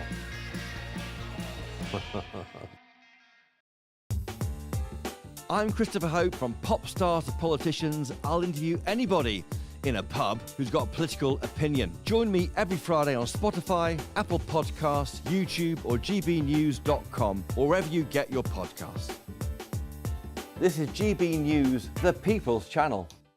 Good Afternoon Britain isn't just about us. The wonderful thing about this programme is it's about everyone watching. It's an interactive programme. Well, there absolutely is something to see here, and we're going to be talking about it more. Whether it's breaking royal news, Please bring us up to date. or indeed a particularly punchy speech in the House of Commons, Very, very curious. we bring it to you live, and then we bring you live reaction as well. That's Good Afternoon Britain, weekdays from midday. Only on GB News, the People's Channel, Britain's news channel. This is Britain's Newsroom, where your voice matters. It's just astonishing. With expert analysis and honest opinion, we don't just keep you informed. We bring you unique perspectives you won't see anywhere else. Can't argue with any of that. When the news happens, it happens here. On Britain's Newsroom, weekdays from 9:30 a.m. Only on GB News. This is our country, and we think it's amazing. From high tea to the high street, we love it all. Even the rain, we like that too. There's nowhere else we'd rather be. That's why we're here to be the fearless champion of Britain, its voices and its values. Because we are GB News, the People's Channel, Britain's news channel.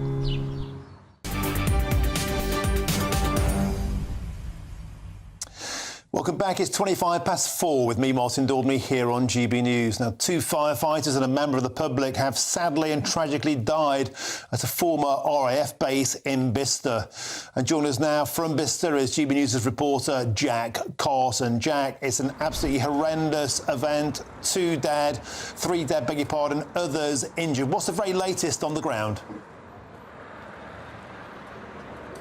Well, what I can tell you this afternoon, Martin, is we've had a word from Thames Valley Police, who have said that they've commenced an unexplained death investigation led by their major crime team. They stress that this is not currently a criminal investigation, but they say they will follow the evidence. They say that the fire service is still at the scene, dampening down the fire. We know since this morning the fire has been under control from the fire service here, and they say once will be able to carry out their duties at the location. We have seen this afternoon as well the London Fire Brigade Investigations Unit, their van turn up and enter the site here. So it is seemingly we're getting to the point where the scene will soon be in a condition, a safe condition for investigations as to just how this fire.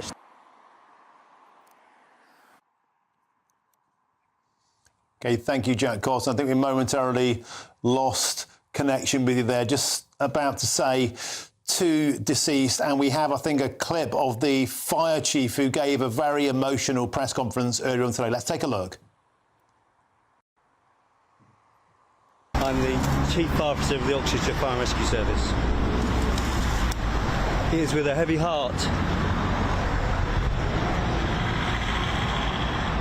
that today we report the loss of 2 of our firefighters. A member of the public has also sadly died in the incident. 2 further firefighters sustained serious injuries and are currently in hospital. The families have been informed and are being supported. Our thoughts remain with them at this most difficult time, and we ask for their privacy to be respected. We cannot release any details at present, but we will provide further information as soon as we can. And understandably, a very, very emotional fire chief there. 2 of his colleagues deceased, 2 more gravely injured. These heroes are only human after all. We also have a clip of the local MP. I believe that's Callum Miller, the Liberal Democrat MP. Let's take a listen. This is just devastating news for this community, and my heart goes out to the families and friends and colleagues of the 3 people who have lost their lives overnight, and obviously the 2 firefighters now in hospital are foremost in my thoughts and prayers. It's a tight-knit community here, and I know that people are feeling very deeply the losses that we've heard about. I'm fortunate to come into contact with the emergency services regularly, and every time I do, I'm struck by their incredible professionalism. An incident like this just reminds us of their bravery as well. For when we might be running away from an incident like this, firefighters and other members of the emergency service run towards it in order to keep the rest of us safe. And at a time like this, all I can do is express my enormous gratitude to them for that service and bravery. And that's all the latest from Bicester, and of course we'll bring you more throughout the show as we get extra information. Now, moving on, a group of MPs have called on the government to delay its planned changes to inheritance tax for farmers to allow for better formulation of the policy and to give farmers more time to seek advice. Well, let's get the thoughts now of the arable farmer and great friend of the show, Andrew Ward. Andrew, welcome to the show. So a momentary respite being called until 2027. Why do you think that's necessary? Hello, Martin, again. Good to see you. Well, it is really necessary because it's clear that they haven't done an impact assessment on any of these changes that they're trying to implement, because at the minute, the figures that the government are putting out are way different to any of our figures, the NFU, the CLA. Everybody that knows the true facts and the true figures are way different from the government's figures. And as I say, how could they bring anything in like this in that's so damaging without doing an assessment and a full impact assessment of the changes? Andrew Ward, Alistair Carmichael, he's the chairman of the Rural Affairs Committee. He said the government must take this as an opportunity to rebuild trust and confidence in the farming sector. And I understand, Andrew, that there are a group of cross-party MPs, including seven Labour Party rebels, urging ministers to follow this and postpone these changes till 2027. There could be something here of a political rebellion on the cards. Absolutely. And I mean, I think there has been some MPs in the last few months who've been quietly voicing their concerns and displeasure at this, because they're rural MPs as well.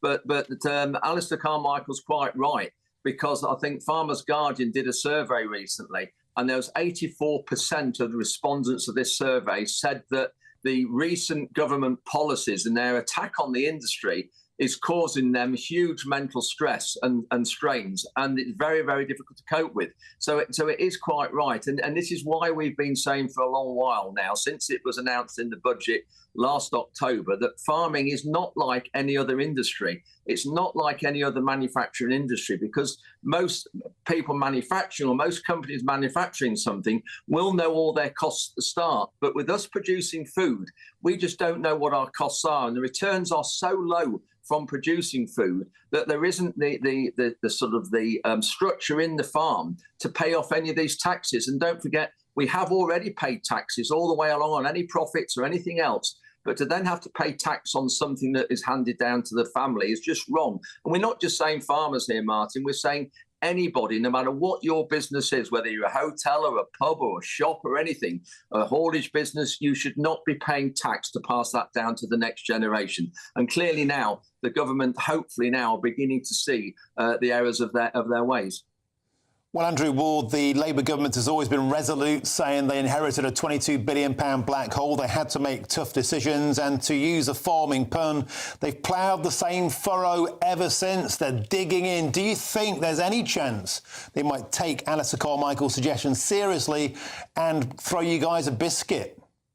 Well, I would like to think so, because I think Alistair's been good, like yourselves on GBNews, very, very good at supporting us and trying to hammer home what we're trying to say and the true points. And I'd really like the government to think that they are starting to listen. And you can't have all the protests there's been all over the country.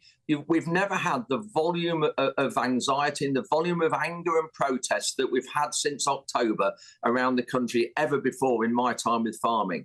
And we wouldn't be doing these sorts of things if we weren't right, if we weren't trying to make them aware that their policies are clearly damaging the industry. And because we have got massive costs, as we all know, in producing food with little returns. And when you look at all the other things they're doing, like the recent when they took away the SFI applications, which they've just brought that back as well. So everything they're doing, they're suddenly beginning to realise that they've gone a step too far, which is good to see. So let's hope this really does carry on and they do realise this properly.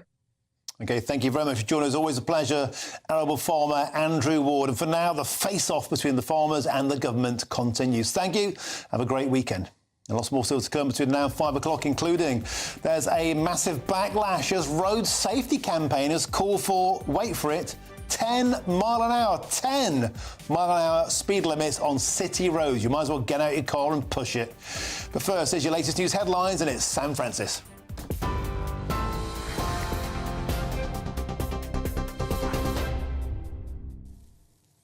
Martin, thank you, and good afternoon to you. Just after 4:30, 2 firefighters and a member of the public have died in a huge blaze at Bicester Motion, the business park and former RAF base in Oxfordshire. The fire broke out on Thursday night, with locals reporting loud bangs and plumes of smoke. The victims include a close friend of the site, home to dozens of motoring and aviation firms. 2 more firefighters are in hospital with serious injuries. The county's fire chief praised the unwavering bravery of crews and says more details to follow. MPs have voted to protect staff from being forced to take part in assisted dying under a new proposed law for England and Wales. The bill put forward by Labour's Kim Leadbeater would allow terminally ill adults with 6 months to live to seek help to end their lives. It passed its first stage last year and has since faced months of emotional debate and major changes. One amendment would stop doctors raising the option of assisted dying first. Further votes are due on the 13th of June. Talks between Sir Keir Starmer and Albania's Prime Minister have continued today as both sides are discussing plans to tackle organised crime and illegal migration. The UK is exploring new return hubs abroad for migrants facing deportation, but Albania won't be one of them. Sir Keir Starmer says he's working to reset relations with Europe as wider discussions with EU leaders also continue. Well, in the last 2 weeks, you've seen the UK do a trade deal with India, really important for our country and our national interest. Trade deal with the US, again, important for our country and national interest. I'm positive going into Monday, and I think that this is an important moment for our country that will be measured in the benefits to working people and their living standards. But we're positive as we go into the summit on Monday. Ukraine and Russia have agreed to swap 1,000 prisoners of war each after their first direct talks in 3 years. The date is set but remains secret, with both sides also discussing the prospect of a ceasefire. However, Ukraine's President Volodymyr Zelensky is calling for a strong reaction if no peace deal is reached. Turkey helped facilitate the talks, with US officials also attending. Donald Trump says he wants to meet Putin as soon as he can, as pressure is building to end the war. That's it from me for now. I'll be back with you very shortly. Let's next, though, take a look at the markets. For the very latest GB News direct to your smartphone, sign up to News Alerts by scanning the QR code or go to gbnews.com/alerts.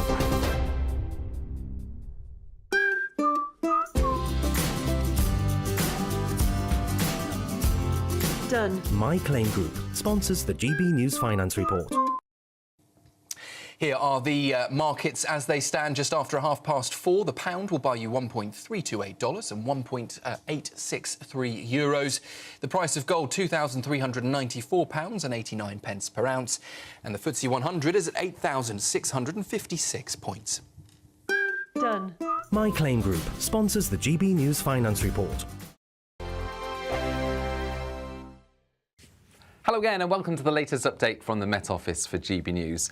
It's turning into another sunny day for the vast majority and feeling warm under those sunny skies. But not everyone has the sunshine. It remains relatively cloudy along parts of the North Sea coast, and if anything, that low cloud in the east will tend to drift further west overnight, with high pressure sitting to the north of the UK and winds coming in from the northeast.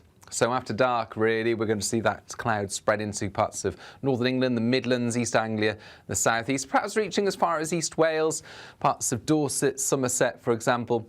And in the northwest of England, patchy cloud, because it will break up over the Pennines. A few spots of drizzle on the eastern side of the Pennines, North York Moors. Scotland seeing a lot of cloud first thing in the east, but plenty of sunshine in the west, as well as for Northern Ireland and actually Cornwall, parts of Devon, West Wales. Plenty of blue skies first thing, with this sheet of low cloud elsewhere across England and Wales, hugging the hills across northern England. Northern Ireland, barely a cloud in sight, nevertheless, and for western Scotland as well, clear blue skies. But for Aberdeenshire, Caithness, Sutherland, as well as for the south and southeast of Scotland, a fair amount of low cloud, I think. And it's going to take a few hours for that low cloud to properly burn back towards the coast. Patches of it could linger through northern England, the Midlands, throughout much of the early part of the afternoon. Eventually, it will be restricted around the east coast, where the breeze will make it feel cool once again, 13, 14 Celsius. Where we've got the sunshine further west, 21, 22 degrees, so feeling very pleasant. And note the high UV levels at the moment, so if you're outdoors for any length of time this weekend, you will want to take some precautions. Now, into Sunday, a similar theme, low cloud burning back to the east coast. Monday and Tuesday, the chance of a few showers, otherwise the sunshine continues.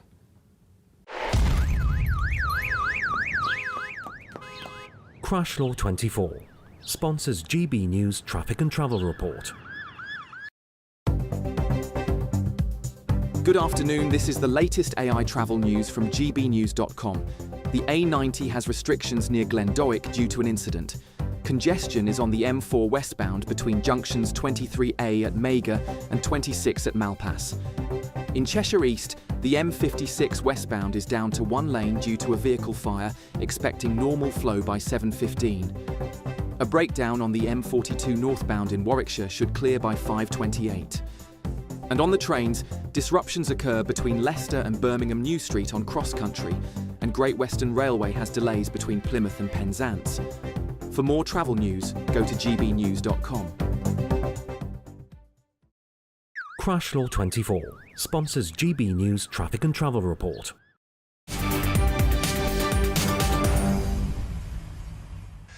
Welcome back. It's 20 to 5 on this wonderful Friday afternoon, and you're with me, Martin Daubney, here on GB News.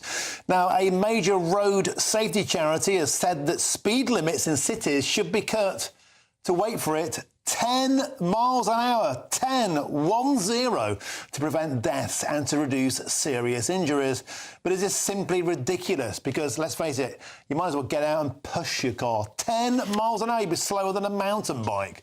We can now speak with the director of the Alliance of British Drivers, Brian Gregory. Brian, welcome to the show. Brian, all of us know that road safety is a serious matter. Everybody wants to cut accidents, everybody wants to cut fatalities, but 10 miles an hour, is it simply a step too far? Yes, I believe so. I think even 20 miles an hour under most conditions is too slow. As people, as the Welsh Government is finding, there's a huge amount of resistance to 20 miles an hour. And the problem is when you actually look at the causes of accidents, road traffic accidents, particularly those involving pedestrians, in most cases, it's the pedestrian that's precipitated the accident by doing something stupid like running, walking, jumping, or stepping into the road without due care and attention. And if you do that when the driver has less than about a second of reaction time, he'll hit you because there isn't any time to do anything else. So I think we've come to the point now where we're heading back towards the red flag days, where somebody walks in front of the car waving a red flag at 4 miles an hour. And nobody is looking at the cost-benefit analysis of this kind of thing. If you think about it, if you have to do a journey of 30 miles at 30 miles an hour, it'll take you an hour. If you do the same journey at 10 miles an hour, it'll take you 3 hours. And there's a huge economic cost, wasted economic time with setting speed limits at ridiculously low levels. And they don't generate exactly right. Brian, I just want to interject momentarily, if I could. Let's have a little bit of fun here, because when the 21-hour limit was brought in Wales, cars were so slow, this happened. Take a look at this on your screens. This is... It's a mobility scooter. Whee! There it goes. Look, it's like super grand. Look, a mobility scooter is overtaking the cars because the mobility scooter is able to go faster than 20 miles an hour. And Brian, they can't get nicked. They haven't got a number plate. They haven't got a licence. They haven't got insurance. Now, I'm making light of the matter, but the fact of the matter remains, when we get to a situation where a mobility scooter, a jalopy, is faster than a car, we've lost the plot. Yeah, well, yes, it's happened a long time ago, and these measures aren't improving road safety at all, because in a modern car at 20 miles an hour, you're going to be in low gear, and to keep the car at that speed, you're trying to balance it on the throttle all the time, and you're spending a lot of time looking at the speedometer. And of course, if a pedestrian steps out, you're not looking at the road, you're looking at the speedometer, so you will hit him at 20. Whereas if you're doing 30 in a higher gear, you've got more time to react and to avoid somebody doing something crazy. And Brian, is there something else at stake here? It's something I hear about all the time in London, and that is they just want to nick people. They want to put more speed cameras up. They want to get more fines. They want to police the roads because, let's face it, motorists are a cash cow. They can be milked dry. Absolutely. The answer to every road safety problem is a speed enforcement device. That's the mindset of the authorities. But you do concur. Let's make a serious point. We've had some fun with the mobility scooters, and you'd be better off jogging.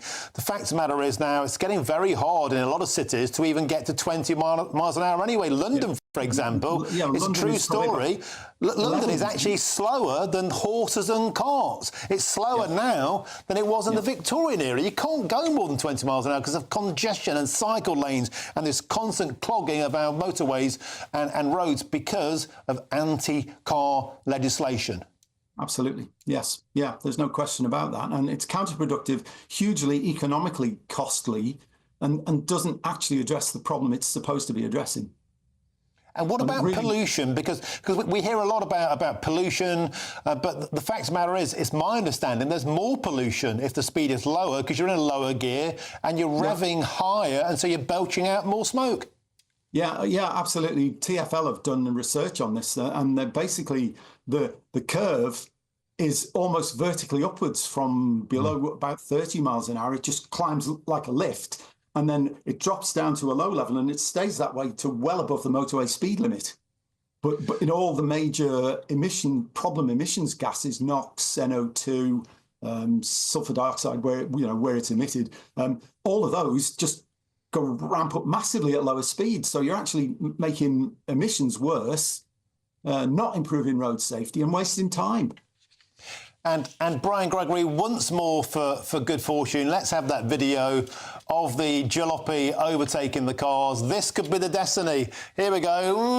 There goes Super Gran or some fella on the way to Wetherspoons. Irrespective, that is a motorised electric scooter faster than every vehicle on the road. That could be the dystopian future we get if the speed limits are brought down to 10 miles an hour. What a world we live in, and it's not April the 1st. Brian Gregory, thank you very much for joining us on the show this afternoon. Have a fantastic weekend, and mind how you're going. Don't go faster than a jalopy. Now, if you're in search of some holiday sun this year, then here is the forecast for some of the top European holiday destinations. Can't wait to get in that sea. Lovely and warm. Just like the feeling of having great travel insurance. All Clear Travel Insurance sponsors GB News Travel Destinations Forecast. Welcome to your holiday sun forecast, and there will be some sunshine for Italy following some unsettled weather this week. Blustery showers, though, pushing into Greece, some heavy downpours and strong winds. That eases away over the next few days, and we're seeing the last of the showers clear southern Italy, with plenty of sunny spells returning. Spain and Portugal, perhaps the places to be. Plenty of dry weather, some patchy cloud, otherwise largely sunny skies. A few showers for Italy, but most places looking good into next week. All Clear Travel Insurance sponsors GB News Travel Destinations Forecast.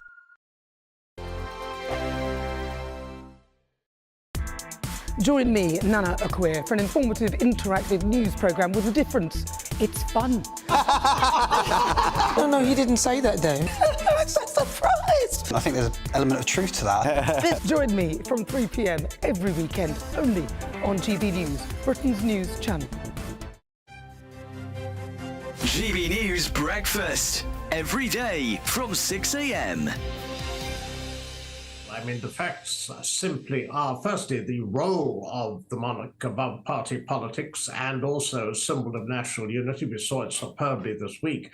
There always was going to be a change, I think, when Queen Elizabeth died. And of course, you've had a change at a period of unbelievable voter volatility. We've seen that. But the facts are that any political party, a major political party, would give their eye teeth for the figures in the poll that the monarchy still has. And this is a period, I'd point out, where you've had an extraordinary use of soft power. I mean, the way Prime Minister Keir Starmer was showing the invitation from King Charles to Donald Trump, whatever one might think of him, it's not the point. The point is that the soft power element here is tremendous, and this builds on Queen Elizabeth's visit to Ireland in 2011, and then the President's visit here in 2014. Sinn Féin altered their stance. The monarchy has enormous relevance, and so far as putting on a pageant is concerned, no other country can match it regarding the coronation.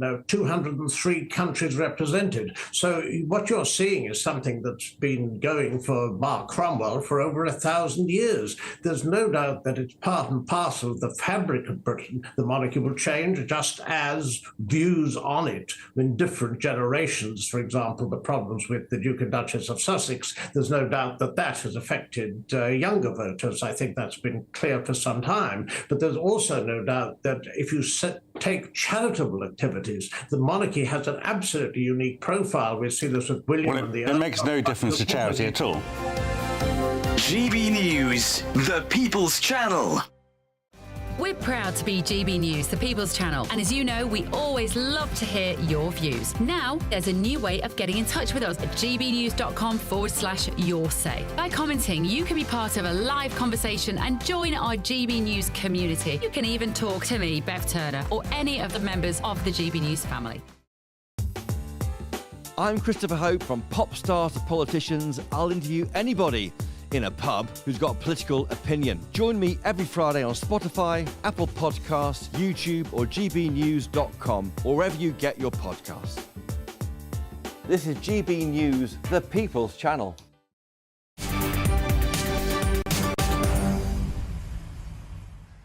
Welcome back. It's 10 to 5 on this glorious Friday afternoon. You're with me, Martin Daubney, here on GB News. Now, if you thought that that wokeness had reached its peak, then prepare to be amazed, because a Jigsaw artist has accused the games company of being woke after claiming that he was ordered to remove the St George's flag from one of his Jigsaw puzzle designs. There it is on your screen. It's a little vignette from a village green scene. As you can see, it's resplendent. It's a church with a St George's flag on top, a comedy seagull flying past, or is it a stork? They're asked to remove it. And Mike Jupp, the artist, alleges that Gibson's Games, the manufacturer of the puzzle, asked him to make the change as part of a diversity and inclusion drive. Well, Jupp also claimed that the 100-year-old family business also requested the removal of other elements from his designs, including, there we see, a cheeky, busty woman in a bathtub. And that, of course, is a cheeky window cleaner having a bit of a peek, being a bit of a silly sud, so to speak. Something you see out of those movies of the past, Confessions of a Window Cleaner. He's almost falling off his ladder in startlement, and if you zoom in closer, she also is equally surprised. They didn't like that either. Apparently, that was sexist. They asked him to remove that. Let's take a look at the next image now. This was deemed offensive. You can see there, Morris dancers. Yes, Morris dancers apparently are offensive. When Mr. Jupp asked them why, in the name of sweet baby Jesus, a Morris dancer could be offensive, apparently they look like they could be Ulstermen. They could be an Ulster-related Morris dancer. So let's just quickly go back through those images if we could. First of all, deemed offensive by the woke Jigsaw police. There we have it. Exhibit A St George's flag on top of a church. Is that offensive? Answer, only if you are offended by the flag of St George. Who is offended by that? Well, apparently it's the daughter of the owner who retired and handed the helm over of the family business. St George's flag is offensive. Next image, my favourite, by the way. Probably says more about me than the Jigsaw itself. A naked lady taking a bath and a window cleaner there, copying an eyeful. We have now got our guest, and it's the artist, Mike Jupp. Mike, you're on the phone. Talk us through, please, what you think is going on. It seems to me to be absolutely absurd. Well, watching, Martin, it's a bit like your last story, about 10 miles an hour. It appears that cartoons are no joke anymore. We're going backwards to Puritanism. This particular picture, I was with this company for a long time, and everything was sailing majestically along to victory. And all of a sudden, someone put a spanner in the works, and everything stopped.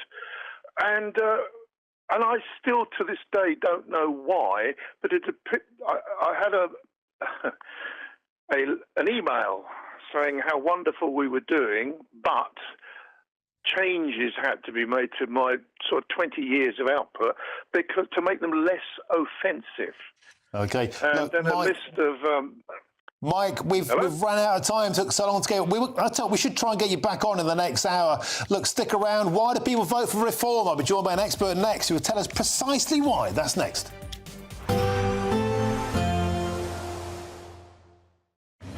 Even though we'll see a cloudy start, it'll be a bright outlook for the rest of the day. Boxed Solar, sponsors of weather on GB News. Hello again and welcome to the latest update from the Met Office for GB News. It's turning into another sunny day for the vast majority and feeling warm under those sunny skies. But not everyone has the sunshine.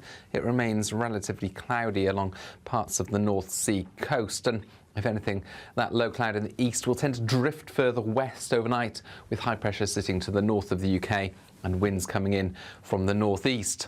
So after dark, really, we're going to see that cloud spread into parts of northern England, the Midlands, East Anglia, the southeast, perhaps reaching as far as East Wales, parts of Dorset, Somerset, for example. And in the northwest of England, patchy cloud, because it will break up over the Pennines. A few spots of drizzle on the eastern side of the Pennines, North York Moors. Scotland seeing a lot of cloud first thing in the east, but plenty of sunshine in the west, as well as for Northern Ireland and actually Cornwall, parts of Devon, West Wales. Plenty of blue skies first thing, with this sheet of low cloud elsewhere across England and Wales, hugging the hills across northern England.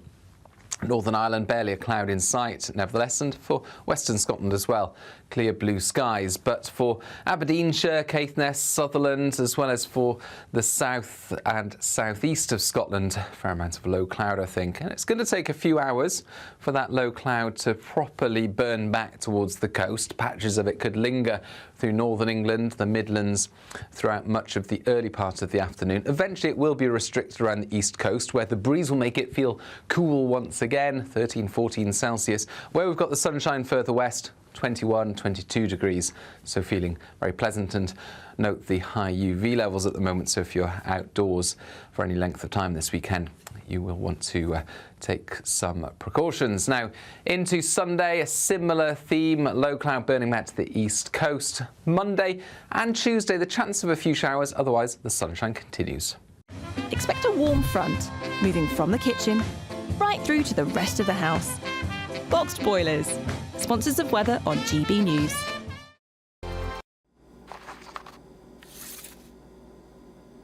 Crash Law 24 sponsors GB News Traffic and Travel Report. Good afternoon. This is the latest AI travel news from GBNews.com. The A90 is closed at South Gash due to an incident, urging drivers to seek alternative routes. Congestion persists on the eastbound M4 between Castleton and Malpass. In Warwickshire, the M42 northbound has one lane closed due to a broken down vehicle. In Luton, delays continue on the M1 southbound. In Bristol, congestion on the M49 causes 20-minute delays. And on the trains, there is disruption between Leicester and Birmingham New Street via cross-country and delays between Plymouth and Penzance on the Great Western Railway. For more travel news, go to gbnews.com. Crash Law 24 sponsors GB News Traffic and Travel Report.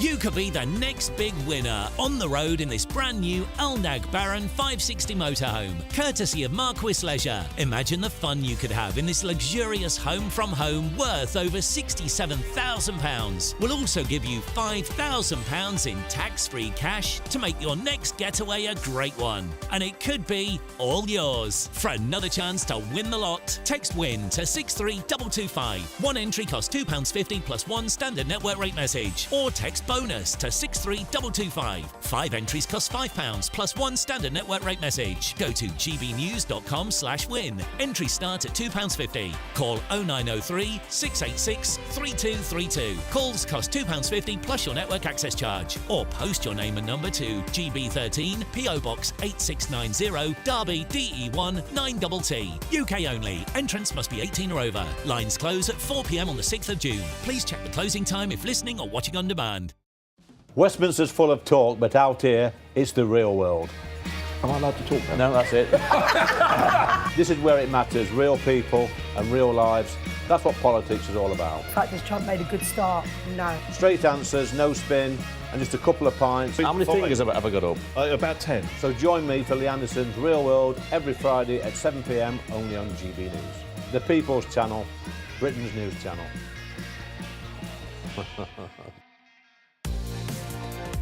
Mornings don't have to be tiresome, especially if you have the right company. Wake up to news as it happens, opinion and debate, and of course, a little bit of entertainment too. Because when the kettle's on, we're on. That's Breakfast on GB News, a show worth waking up for. Every morning from 6 a.m. Only on the People's Channel, Britain's news channel. We'll spread the news, you spread the word.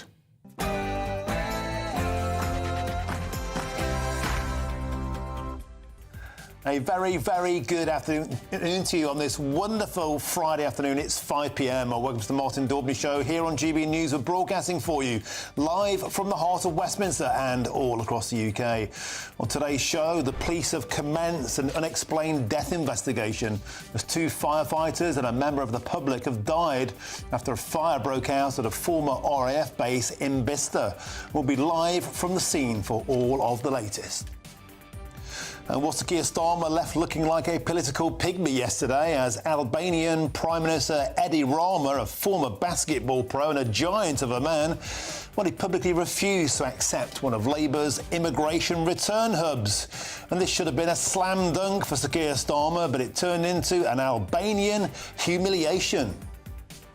And why do people vote for reform? Well, it's a simple question that stumped the political establishment and indeed the mainstream media since the turquoise tidal wave swept Britain's local elections. Today, I'll be joined by top political pollster who will set out exactly why people are turning to reform, telling me it's all about a deepening disconnect between Westminster and the electorate.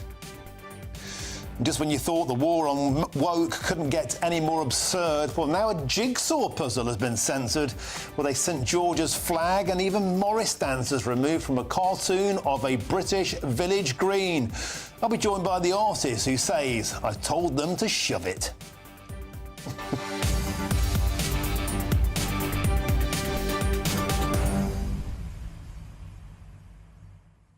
Welcome to the show. Yeah, we had a brief snippet there with the jigsaw artist Mike Jubb just before the end of the hour. We got cut off. I'm going to get him back on. He was so funny. It was such a good story. Something that is very serious, though, is why is the electorate turning to the Reform Party? A baroness from the Green Party was on the BBC last night. She simply could not understand. She looked befuddled, as if she was trying to come to grips with hieroglyphics or an alien life form. Why?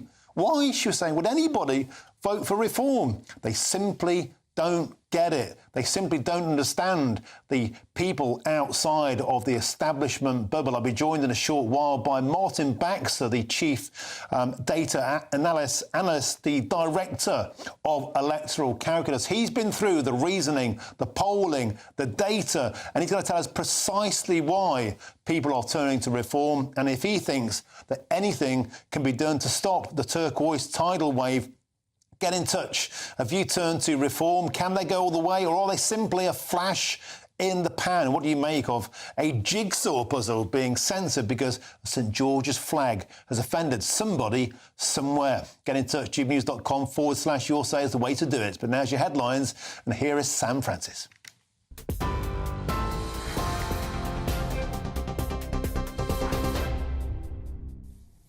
Very good evening to you from the newsroom. 3 minutes past 5. 2 firefighters and a member of the public have died in a huge blaze at Bicester Motion, a business park and former RAF base in Oxfordshire. The fire broke out on Thursday night, with locals reporting loud bangs and plumes of smoke. The victims include a close friend of the site, home to dozens of motoring and aviation firms. 2 more firefighters are still in hospital with serious injuries.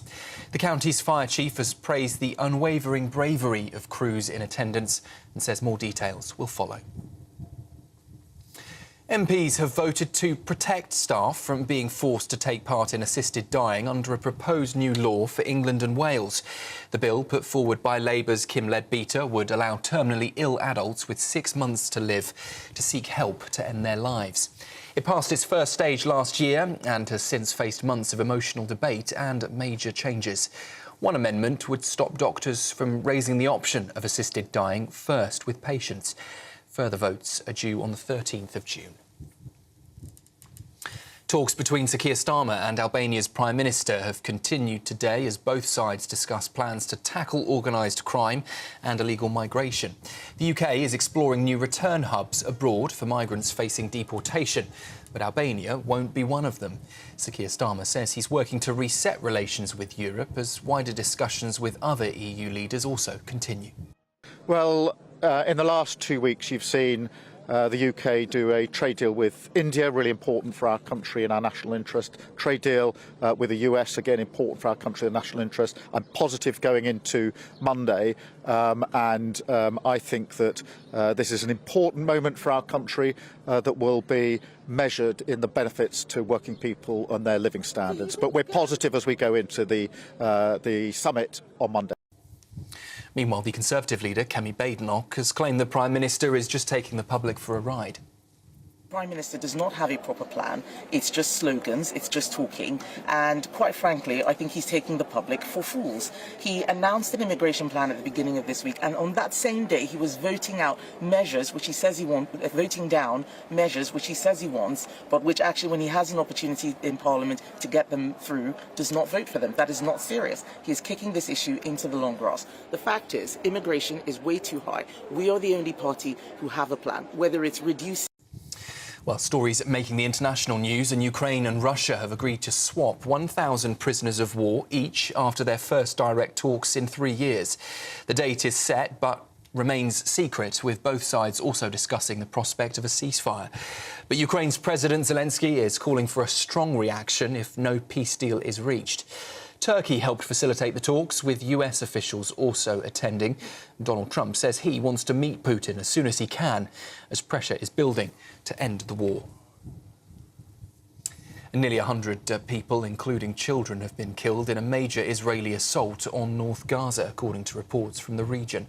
Witnesses reported airstrikes, shelling and tanks as homes and tents were hit overnight. Israel says it was targeting terrorist infrastructure and has eliminated several militants. It is the largest ground operation in the north of Gaza since March and comes as fears of famine grow under Israel's blockade. Well, breaking news just into us in the last 15 minutes or so that a prison governor here at home has been jailed for 9 years over what a judge described as a shocking and unconscionable relationship with a gang boss behind bars. Kerry Pegg helped convicted drug trafficker Anthony Saunderson secure day release and accepted £12,000 in a Mercedes he bought with criminal profits. The pair were caught after police found his toothbrush at her home and uncovered EncroChat messages linking them together. Pegg was convicted of misconduct in public office and possessing criminal property. And finally, a man has been charged with a string of arson attacks linked to Prime Minister Sir Keir Starmer, including fires at 2 homes and a car in North London. Roman Lavrinovich, a 21-year-old Ukrainian national, is accused of intent to endanger life and of arson. He's been remanded in custody and will appear at the Old Bailey next month. Police say an accelerant was used and the Met's Counter-Terror Command is now leading the case. The fires happened over 4 days, including at a property rented by Sir Keir Starmer's sister-in-law and a car that he previously owned. That's it from me for now. I'll be back with you in around 30 minutes' time. Now, though, it's over to Martin.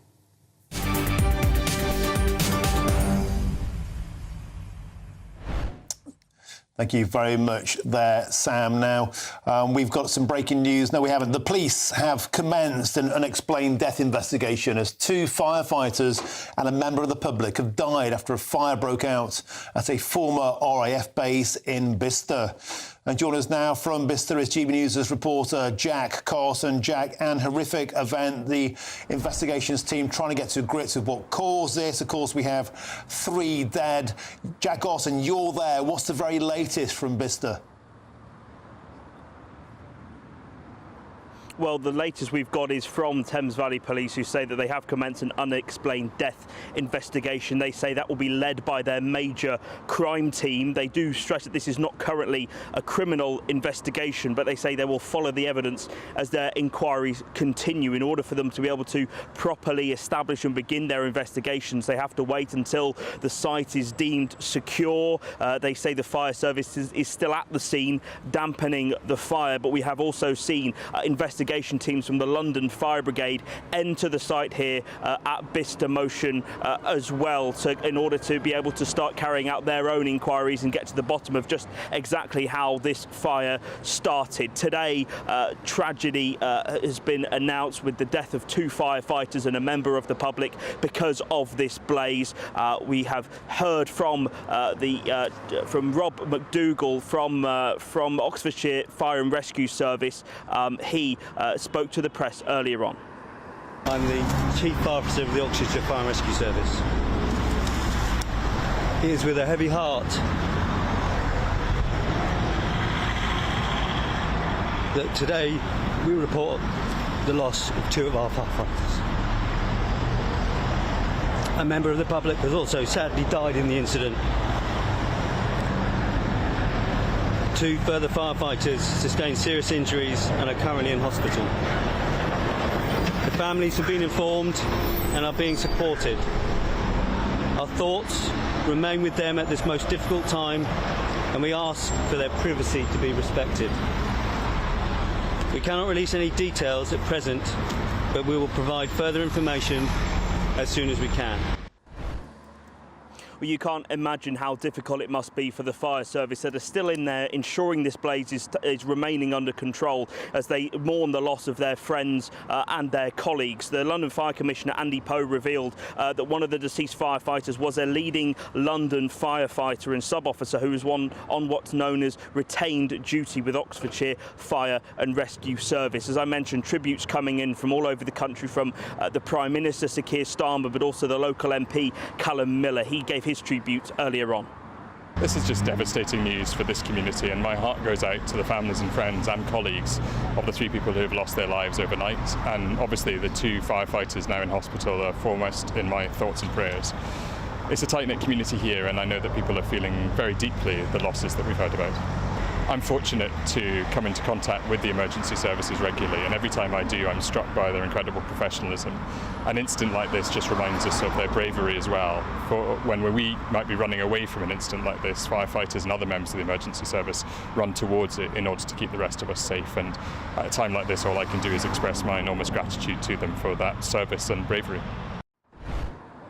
So tributes being poured in from across the country, flowers being laid both here and also at Oxfordshire Fire Service Station as well. Many people from the police to retired fire officers laying their tributes and thanking those involved for their service within this incident that occurred around 6:40 p.m. Last night. Residents here talking of the pops, the bangs, the almost explosions that they heard coming from the blaze, the thick cloud of black smoke. We know, of course, 3 members unfortunately passing away because of that fire, and 2 firefighters still remain in hospital. Thank you, Jack Carlson, there for all the latest from the scene at Bicester. Thank you very, very much. Now, we've got some dramatic breaking news coming into us just now, and it's this, a significant story. The I paper is reporting that Sir Keir Starmer is to reverse changes to the highly controversial winter fuel payment cut as soon as next month. Now, talks in Number 10 about abandoning the policy have accelerated this week after focus groups indicated voters would not necessarily bear a grudge against the government if it performed a partial or even a complete U-turn. Now, this is quite the story, and joining me now in the studio to discuss it is GB News' political correspondent Catherine Forster. Catherine, no issue has proved to be more toxic, more damaging, more divisive and more standout than the Labour Party's decision to axe the winter fuel allowance. It went down terribly on the left, on the right, on the centre. This is a hugely significant breaking news line. What do we know? Yes, so the I are reporting that the government are looking to partially reverse or reverse it and make the announcement as soon as next month. It was one of the first things that the new government announced when they came into office. It has been politically poisonous for them, safe to say. I, along with other journalists, were asking about this in the last couple of weeks. My understanding was we were told that you can't just sort of raise the threshold that people can earn, you know, before you don't qualify because of the complications, the way that it all works, that they couldn't just do that. But the I is reporting that they are looking at some sort of rollback. And honestly, I don't think it's surprising at all. I think, to be honest, this is inevitable because this isn't going away. People are still furious about this. Labour MPs are furious about it. And the local election results were absolute proof that that Labour landslide that they had, that they thought they've got 10 years, is slipping from their fingers. Now, I was up in Runcorn and Helsby, which, of course, Reform took by 6 votes. What struck me was not a single person mentioned the fact that Mike Amesbury, the previous Labour MP, had, you know, been booted out for punching a constituent. They didn't care about that. No one mentioned it. Again and again, people told me they're taking money from pensioners, they're taking money from disabled people. Worth saying, too, there'll be a row about disability benefits. Labour MP's not happy about that either. Certainly will. Now, just a few more details here coming out in this breaking news story from the I paper. And first of all, it was because of a focus group. There's a whole conversation there, Catherine Forster. Why on earth does it take a focus group to tell them the blooming obvious? The fact that this went down like a cup of cold sick across the entire nation should have been surely inevitable. And some more of the detail here is whether to increase the £11,500 income threshold over which pensioners are no longer eligible, or to get rid of it altogether, to go back to where they were. So still some detail, still a breaking news line. If it does happen, it'll be seen as a huge and embarrassing climb down. But I guess they're thinking the damage is done. It can't get any worse. It will be a climb down. It will be a U-turn. But better that than it will continually. I think there's large numbers of people who voted for Labour. I talked to quite a few of them in Runcorn who, because of this, are just done with Labour. Now, people will often forgive. It's 4 years to the next election and so on.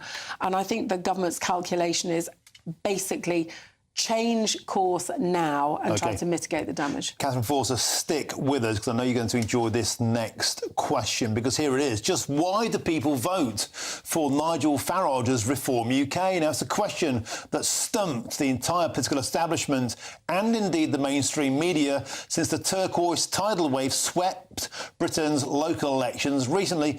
But listen to this. Let's hear Baroness Jones of the Green Party. She said this on BBC Newsnight last night. It's really hard to know because I cannot get into the mind of the average Reform voter, I'm afraid. I don't know why they vote Reform, and And watching him just now, I actually agreed with a couple of things he said. Reform doesn't have any policies, it doesn't have a plan. And of course, Nigel Farage isn't fit to be Prime Minister. So, you know, sometimes we can agree with people that we've got nothing else in common with. In the middle are the voters. And it is important, Jenny Jones, that you do know why people vote Reform, because they beat you 2-1. They've got 14%, you've got about 6 or 7. So why do you think Reform, like Blue, beats Green? I think there's been a lot of dissatisfaction about the way that politics has been going. And, I mean, to be honest, for me, the Labour government moving to try to take all these Reform voters away from the Tories means there's space for the Greens. OK, that's an answer to a different question. Yeah, I was Do you trying confess to divert, I'm that, sorry. well, don't... Well, they didn't get it in 2016, they don't get it now, and people like Baroness Jones seem to live on a completely different planet. So why do people vote for Reform UK? Well, I'm joined now by the CEO of Electoral Calculus, and that's Martin Baxter. Martin, welcome to the show. Your data is excellent. You've been drilling into the precise reasons why, looking at polls, looking at aggregates, and you've boiled it down to a statement of intent, and that is a total disillusionment with the entire political establishment, and you've identified the 3 big reasons people are looking for something new. Over to you. Yeah, so we answered the question, which is obviously very relevant. Why are people voting for Reform? We've seen a big increase in the vote share. So we asked them, well, and other pollsters as well. So starting with what are the 3 top issues for the British public, which are in order the economy, immigration and healthcare.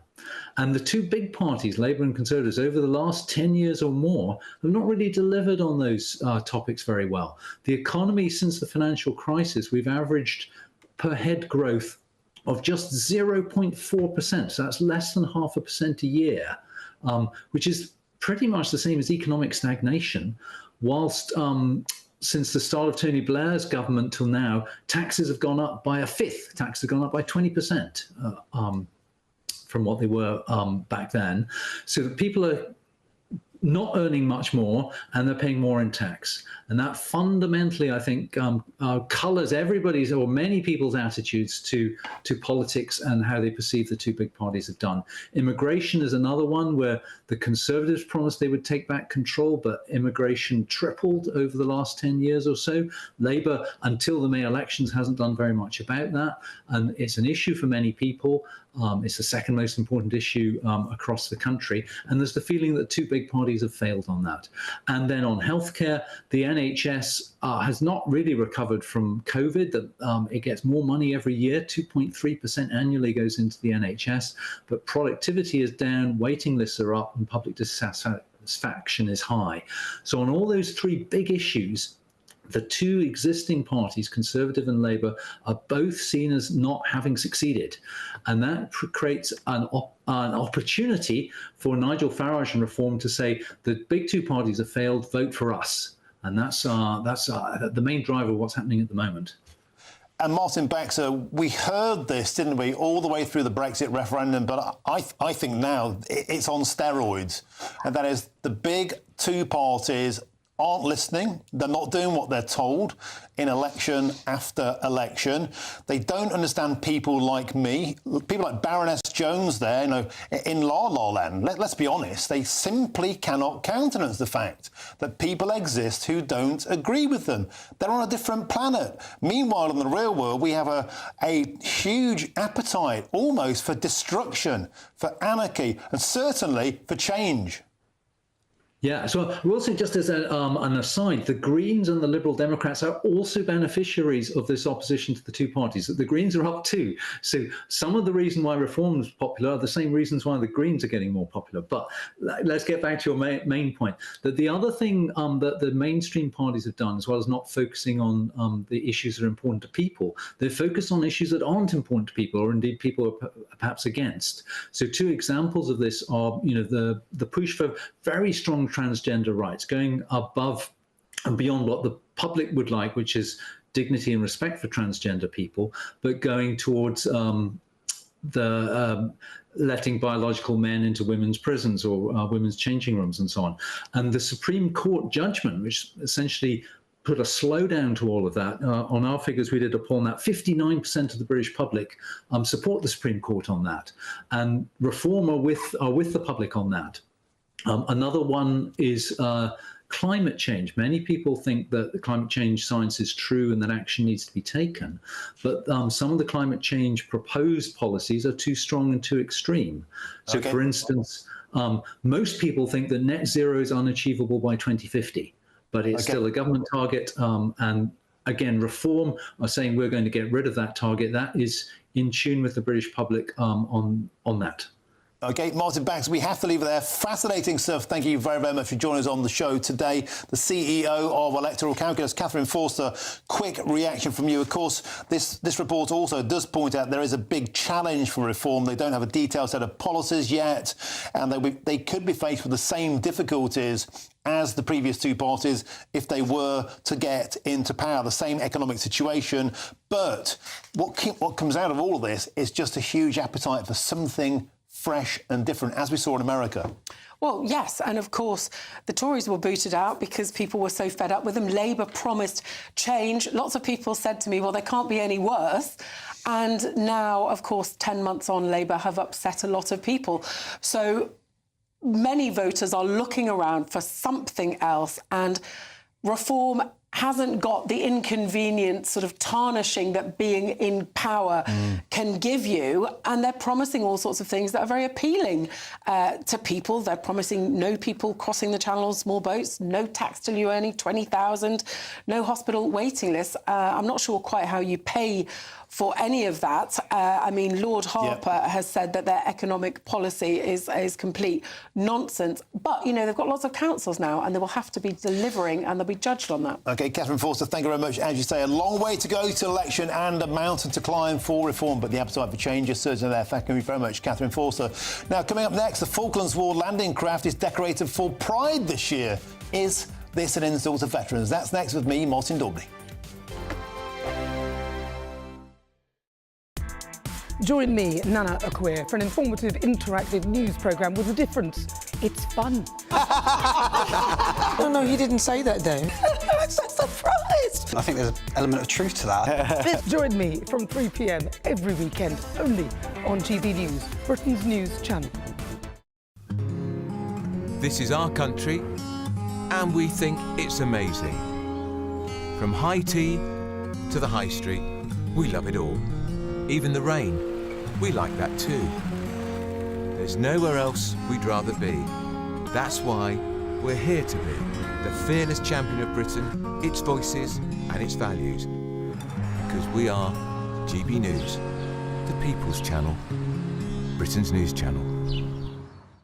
We're proud to be GB News, the People's Channel. And as you know, we always love to hear your views. Now, there's a new way of getting in touch with us at gbnews.com/yoursay. By commenting, you can be part of a live conversation and join our GB News community. You can even talk to me, Bev Turner, or any of the members of the GB News family. Westminster's full of talk, but out here, it's the real world. Am I allowed to talk then? No, that's it. This is where it matters, real people and real lives. That's what politics is all about. The fact is Trump made a good start. No. Straight answers, no spin, and just a couple of pints. How many fingers have I got up? About 10. So join me for Lee Anderson's Real World every Friday at 7 p.m. only on GB News. The People's Channel, Britain's news channel.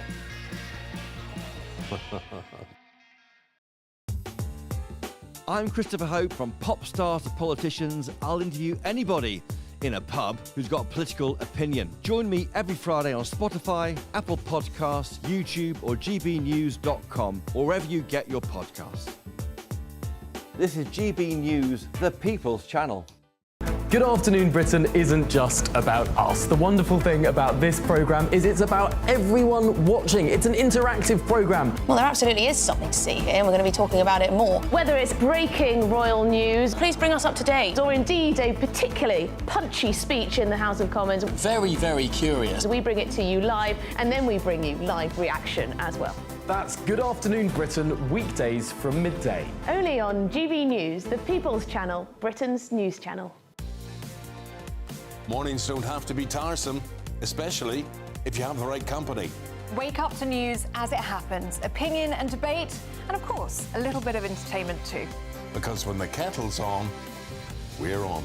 That's Breakfast on GB News, a show worth waking up for. Every morning from 6 a.m. Only on the People's Channel, Britain's news channel. We'll spread the news, you spread the word.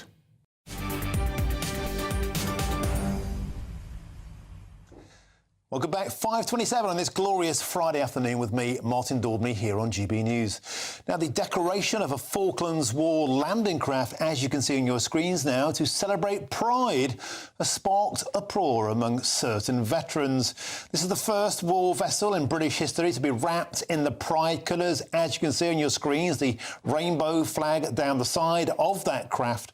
But is it disrespectful to our war heroes, or is it actually a correct thing to do, to acknowledge the contribution of LGBTQ sailors? To debate this, I'm joined by the CEO of Portsmouth Historic Quarter and Fighting with Pride, who came up with this idea, and that's Hannah Prowse. And I'm also joined by the former NATO commander, Rear Admiral Chris Parry. Welcome both, welcome all. Hannah, I'm going to start with you. This is your idea. Tell us why you think it's a good idea.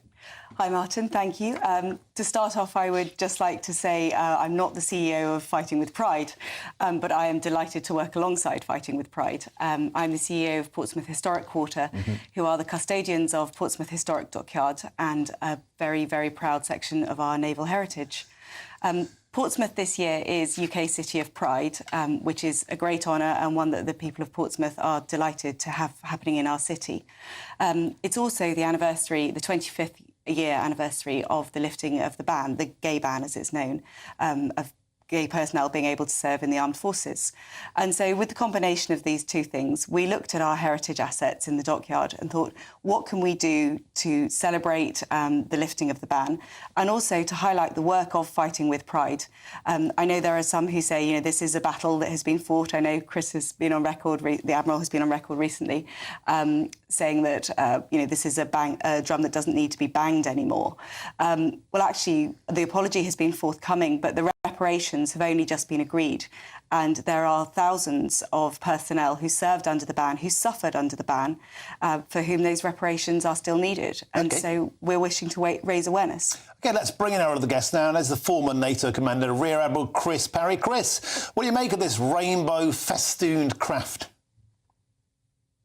Well, first of all, I'm a Portsmouth resident and obviously Navy veteran, and I'd like to put a shout out for Portsmouth Historic Quarter because it's a fantastic attraction and I support it all the way.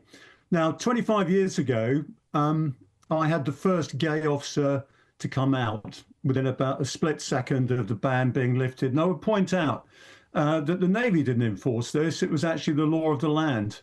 And quite frankly, we knew who our gay officers were well before that. In the Falklands, for example, we had a very senior officer in my ship who was gay.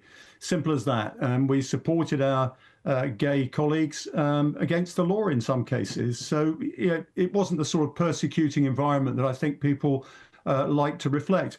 I should say that Foxtrot 8 used to belong to me when I was captain of Fearless. And indeed, 25 years ago, I was captain of Fearless when this ban was lifted. And my communications officer came to me and said, "I'd like to tell you that I'm gay, sir." And I said, "I know." Everybody knows you're gay. Now, you know, without disrespect to Hannah or anybody else that's come up with this idea, in the Royal Navy, we pride ourselves on being all of one company. And whether you're gay or whether you're different religions or anything else, it doesn't matter. You're treated the same, and that's always been the case. I wouldn't like to think that HMS Victory would be the next museum exhibit that's draped in a rainbow flag, for example. You know, I can see why Hannah and her colleagues have thought this is a good idea. It is a museum exhibit, so happy for them to do that, but it's not a warship. It's not a fighting platform. I look at it as I used to employ it, and it does look a bit different. I wouldn't want to run up on a hostile beach looking like that, I have to say. Absolutely, and no one's proposing that we do. Admiral, as you quite rightly say, she is a museum piece, and I think it's really important that we look at our heritage and we look at how we tell the stories. It's very important to emphasise this is a sticker. It is a short-term, display to tell a particular story at a particular moment in history. And I'd like to thank GB News and other outlets who've been so generous in giving this such fantastic airtime, because, frankly, part of this, a very crucial part of this mission is to raise awareness. And I'm delighted that just as a result of 24 hours of news coverage, hundreds of new veterans have come forward to Fighting with Pride to get the reparations to which they're entitled. Admiral, I think you would acknowledge that those serving under you 40-plus years ago were in a hostile environment. There are multiple accounts on record of men and women who were interrogated, and I use that word advisedly, and have suffered enormously. Let's let Chris Parry answer that. Yeah, Hannah, I have to say, the law was the law at the time. You have to enforce the law. It's as simple as that. It may be one day that we all have to go vegetarian and people will be seeking reparations for the fact we're all meat eaters on board. At the end of the day, if you have the Queen's Commission, you have to uphold the law. But I have to tell you, it was done with sensitivity. I can think back through my whole career. And, I never saw a gay person being persecuted. They had to keep everything quiet. Of course they did. But it was pretty obvious who was gay. And we served with them with pride, of course. I have to say, I'm looking forward to you decorating the landing craft with the Welsh Dragon for those of us who are Welsh on the 1st of March, if you don't mind. I know HMS Dragon's got a dragon. Us Welsh minorities need to be represented as well. OK, we have to leave it there. It's a fantastic and well-spirited debate. Thanks to you both. A credit all round. Hannah Prowse and also Rear Admiral Chris Parry. Thank you very, very much. Wonderful stuff. Thank you. Now, plenty more to come throughout the rest of the show. But for now, if you're travelling home from work or from school, first of all, stay safe. And next, here is your traffic and travel update. And please stick with us.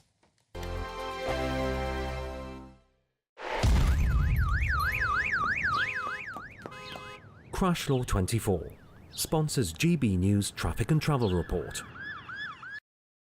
This is the latest AI travel news from GBNews.com.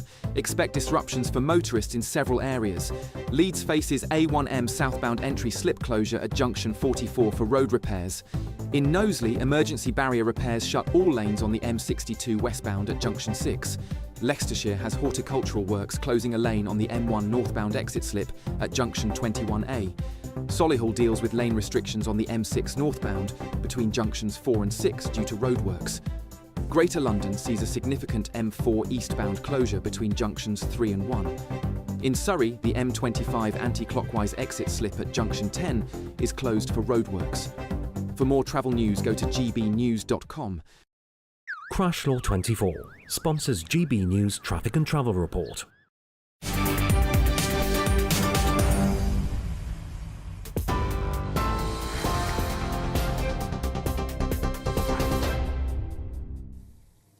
Very good evening to you. We will be back with Martin very shortly. First, though, a look at the headlines just after 5:30.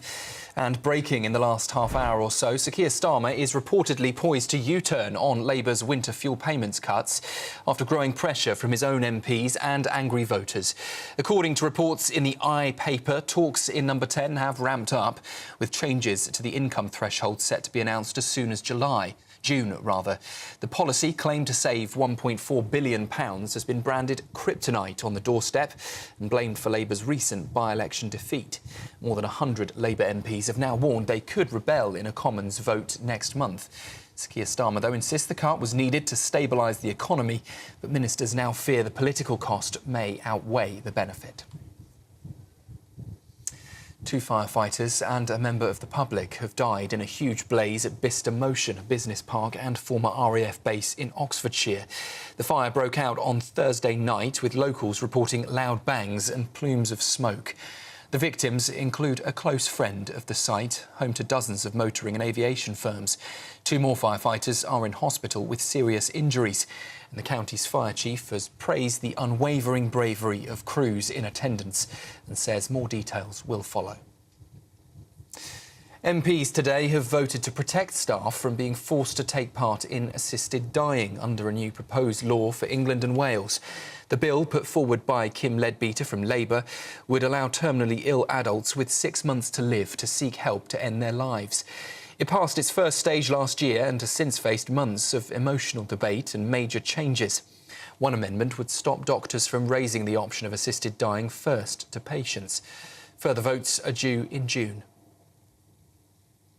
R&B star Chris Brown has been remanded in custody over an alleged bottle attack at a London nightclub in 2023. He was arrested at a hotel in Salford ahead of his UK tour and appeared at Manchester Magistrates Court on Thursday. The 36-year-old is accused of causing grievous bodily harm to a music producer at Mayfair's Tape Club. His case will now move to Southwark Crown Court with a hearing set for the 13th of June. And the UK is turning up the heat this weekend, set to be warmer than Ibiza, with temperatures hitting 25 degrees in parts of the west. It follows one of the driest springs in over a century, with rainfall nearly 20 millimetres below the previous record low. Farmers say they're already having to irrigate fields weeks earlier than usual, despite full reservoirs from a wet winter. With more dry days ahead, the Environment Agency is now warning of a risk of drought this summer. Hotter than Ibiza, just the way we like it. Those are the latest headlines. I'll be back with you in half an hour. For the very latest GB News direct to your smartphone, sign up to News Alerts by scanning the QR code or go to gbnews.com/alerts.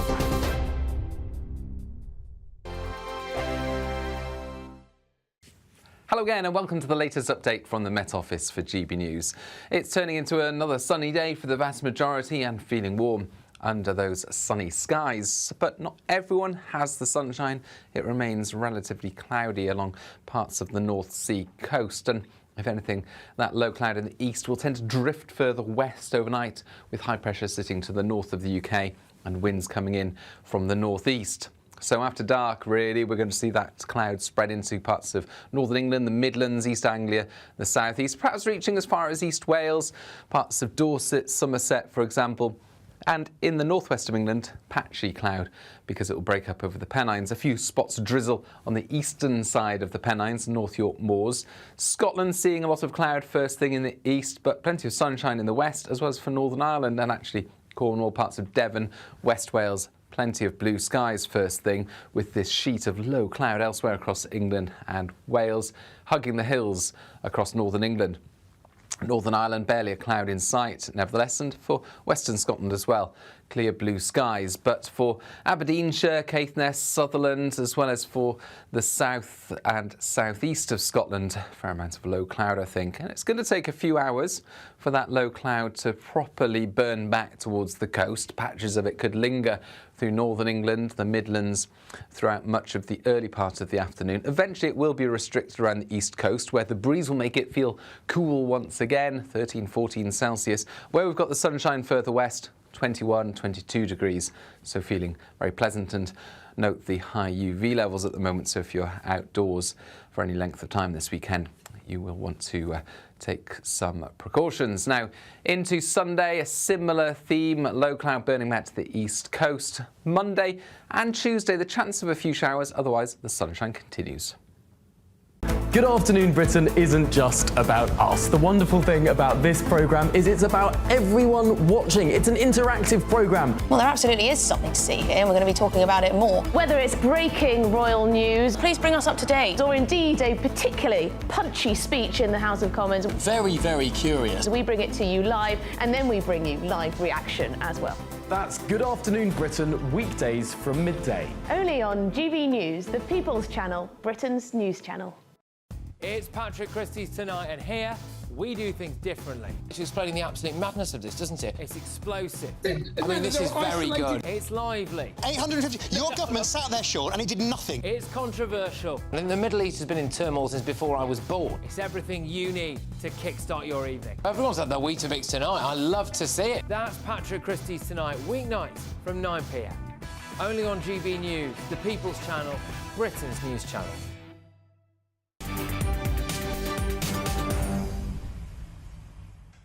Welcome back. It's 5:41 with me, Martin Daubney, on GB News on this glorious Friday afternoon.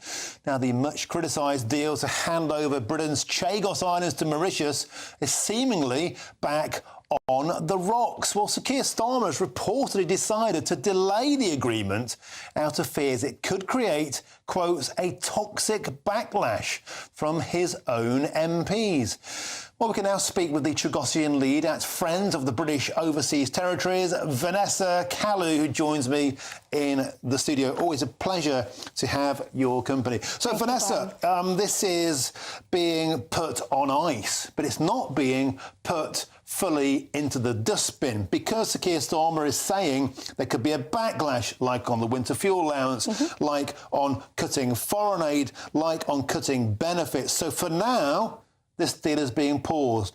Is that a victory, or do you want it binned? For me, it's a little victory because he started, like, realized that he's doing something wrong. But for all the Chagosian, including me as a proud British Chagosian, we want it to be this deal and this treaty should be scrapped like this paper and put it on the bin. And don't talk about it because we are British and we stay British and we want to go back in our island. Do you think that's going to happen? We saw a moment ago, breaking news on GB News, the winter fuel allowance. They've realised they've had focus groups. It took a focus group for them to realise the truth out there. People don't like the winter fuel allowance cut, and it seems people don't like the Chagos deal either. Do you hope there'll be a full U-turn, or do you think they're just kicking the can down the road? They're just deleting, there's a strategy. So for me, they need to stop. There's agenda, their own agenda. Listen to the public, listen to the people of Chagosian. They are British, and listen to all the British. British people need to put first. British people need to have the necessary need, as we know, everyone, that young people need support in this, in our country. And all the young Chagosian, including me, myself, want to go back and to start working in my island. And we have a lot to do in our island that is require our skill. So for us, instead of taking our tax money and give it away to another island or another country, we need to make sure, like, British come first and listen to the British public and the British people. And this could still be an eye-wateringly expensive deal, £90 million a year for the next century. It's also incredibly expensive. Yes, it is. It is. But the situation is, all the money from the taxes come from the hard work that the people do in the UK. Why they have an agenda on their money? They're supposed to use that money and put British people first, and then make sure that they are safe, make sure the heritage of the British people is safe and protected, and then make sure as well that to respect our right as a British people for example, our self-determination, that the right of the Chagosian, they need to start the process now. Everything is ready. The government need to start the process of self-determination for Chagosian people. Okay. And this is our right. OK, Vanessa, so for now, the champagne is still on ice. But having spoken to the Chagosian community today, are they more hopeful than they were yesterday? Is this a glimmer of light for you?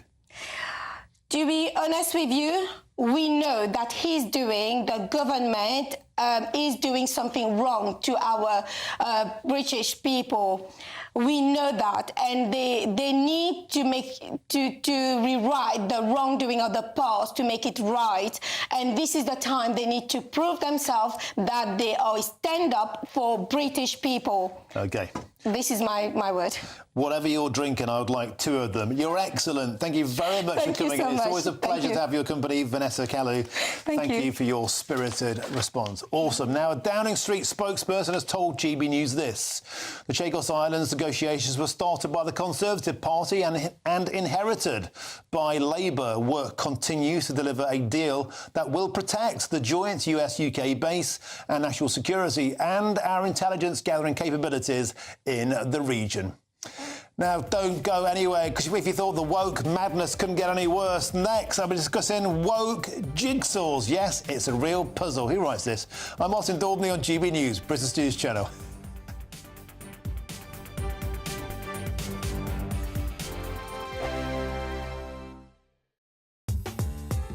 I'm Christopher Hope. From pop stars to politicians, I'll interview anybody in a pub who's got a political opinion. Join me every Friday on Spotify, Apple Podcasts, YouTube or GBNews.com, or wherever you get your podcasts. This is GB News, the People's Channel. Britain's newsroom. Weekday mornings from 9:30. John, you are an extraordinary man. You are 100 years and 6 months. Correct, yeah. How do you do it? You look fantastic. Just not overdoing it with living and that. No, not going out and getting drunk and all that. What can I say? Just lived a normal life. Yeah. Now, you joined the Navy in 1943. You were a very young man. Yeah. I was just turned 18. How nervous were you? Were you very nervous? No, I wanted to go. To fight for king and country? Yeah. And, of course, one day, your own ship was hit by a flying bomb. Yeah. Yeah, apparently what happened there on the second day of landings at Anzio, and this was on the evening, because what we used to have to do was what they called dusk and dawn action stations, which is the worst time for visibility. And this particular night, 23rd of January, I'll never forget it. We never even heard them. That must have been that high up, and they had either glider bombs or torpedoes on. So whether it was a bomb or a torpedo that hit us, but all I was on the stern of the ship, what they called the X-gun, and when I looked round, there was a terrific bang, and when I looked round, the front half of the ship was gone. Gosh. GB News, the People's Channel.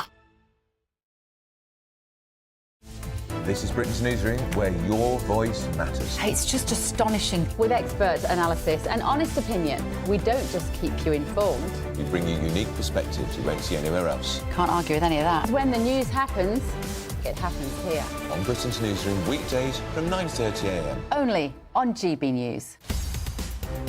In the GB Newsroom, we bring you the news as it happens. With our team of dedicated journalists across the UK. We're ready to keep you up to date with what's happening every half an hour, every single day. Bulletins here on GB News. The People's Channel. Britain's news channel.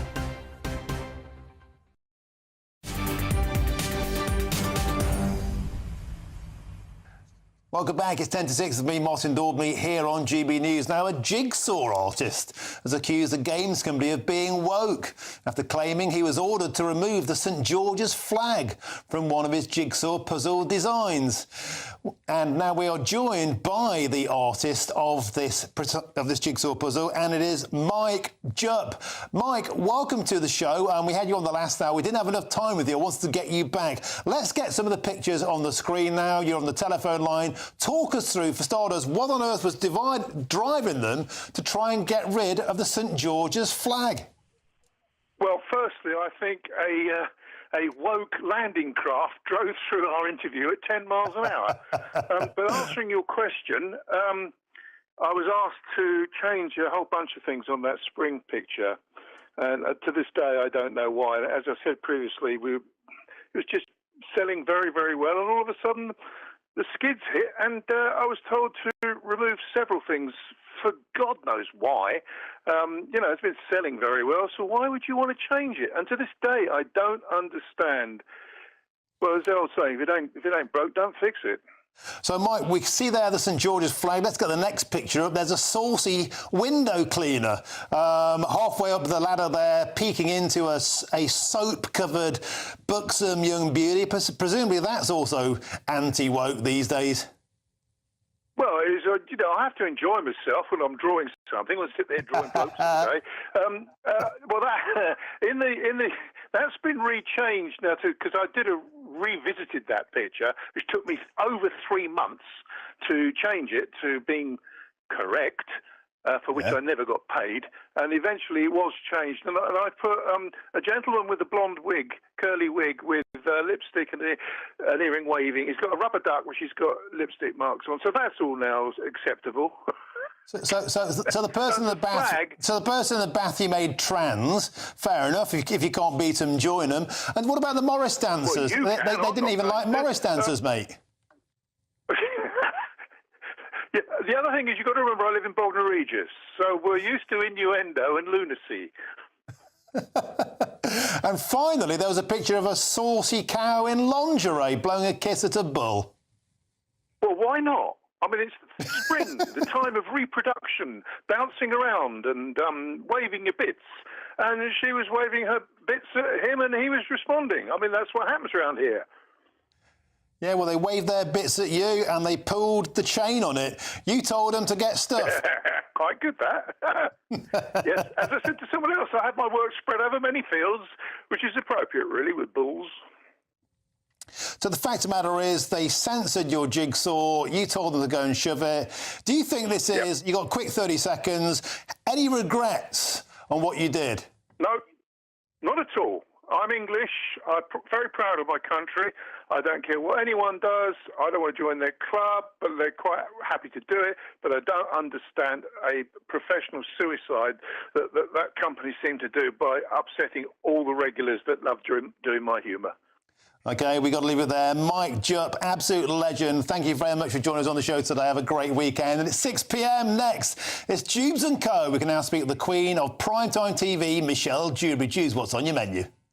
Thank you, Martin. I enjoyed that last segment, and it is indeed spring, but worry not, ladies and gents. I will not be shaking my bits. I'm a little bit too old for that. I'll pull my back out. We've got a lot, though, that we do need to discuss tonight. I've got Matt Goodwin on the show. I've got Fahima Mohammed. We've got a lot to get stuck into. Labour say their plan is working. Is it? You've got a union that's saying that they might go on strike because they don't like the Supreme Court ruling about men not being allowed in women's toilets. What else have I got? Oh, yeah, Rupert Lowe. Do we need a new party or not?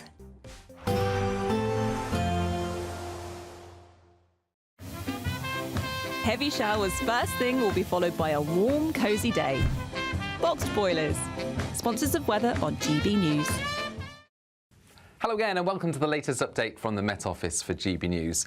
It's turning into another sunny day for the vast majority and feeling warm under those sunny skies. But not everyone has the sunshine.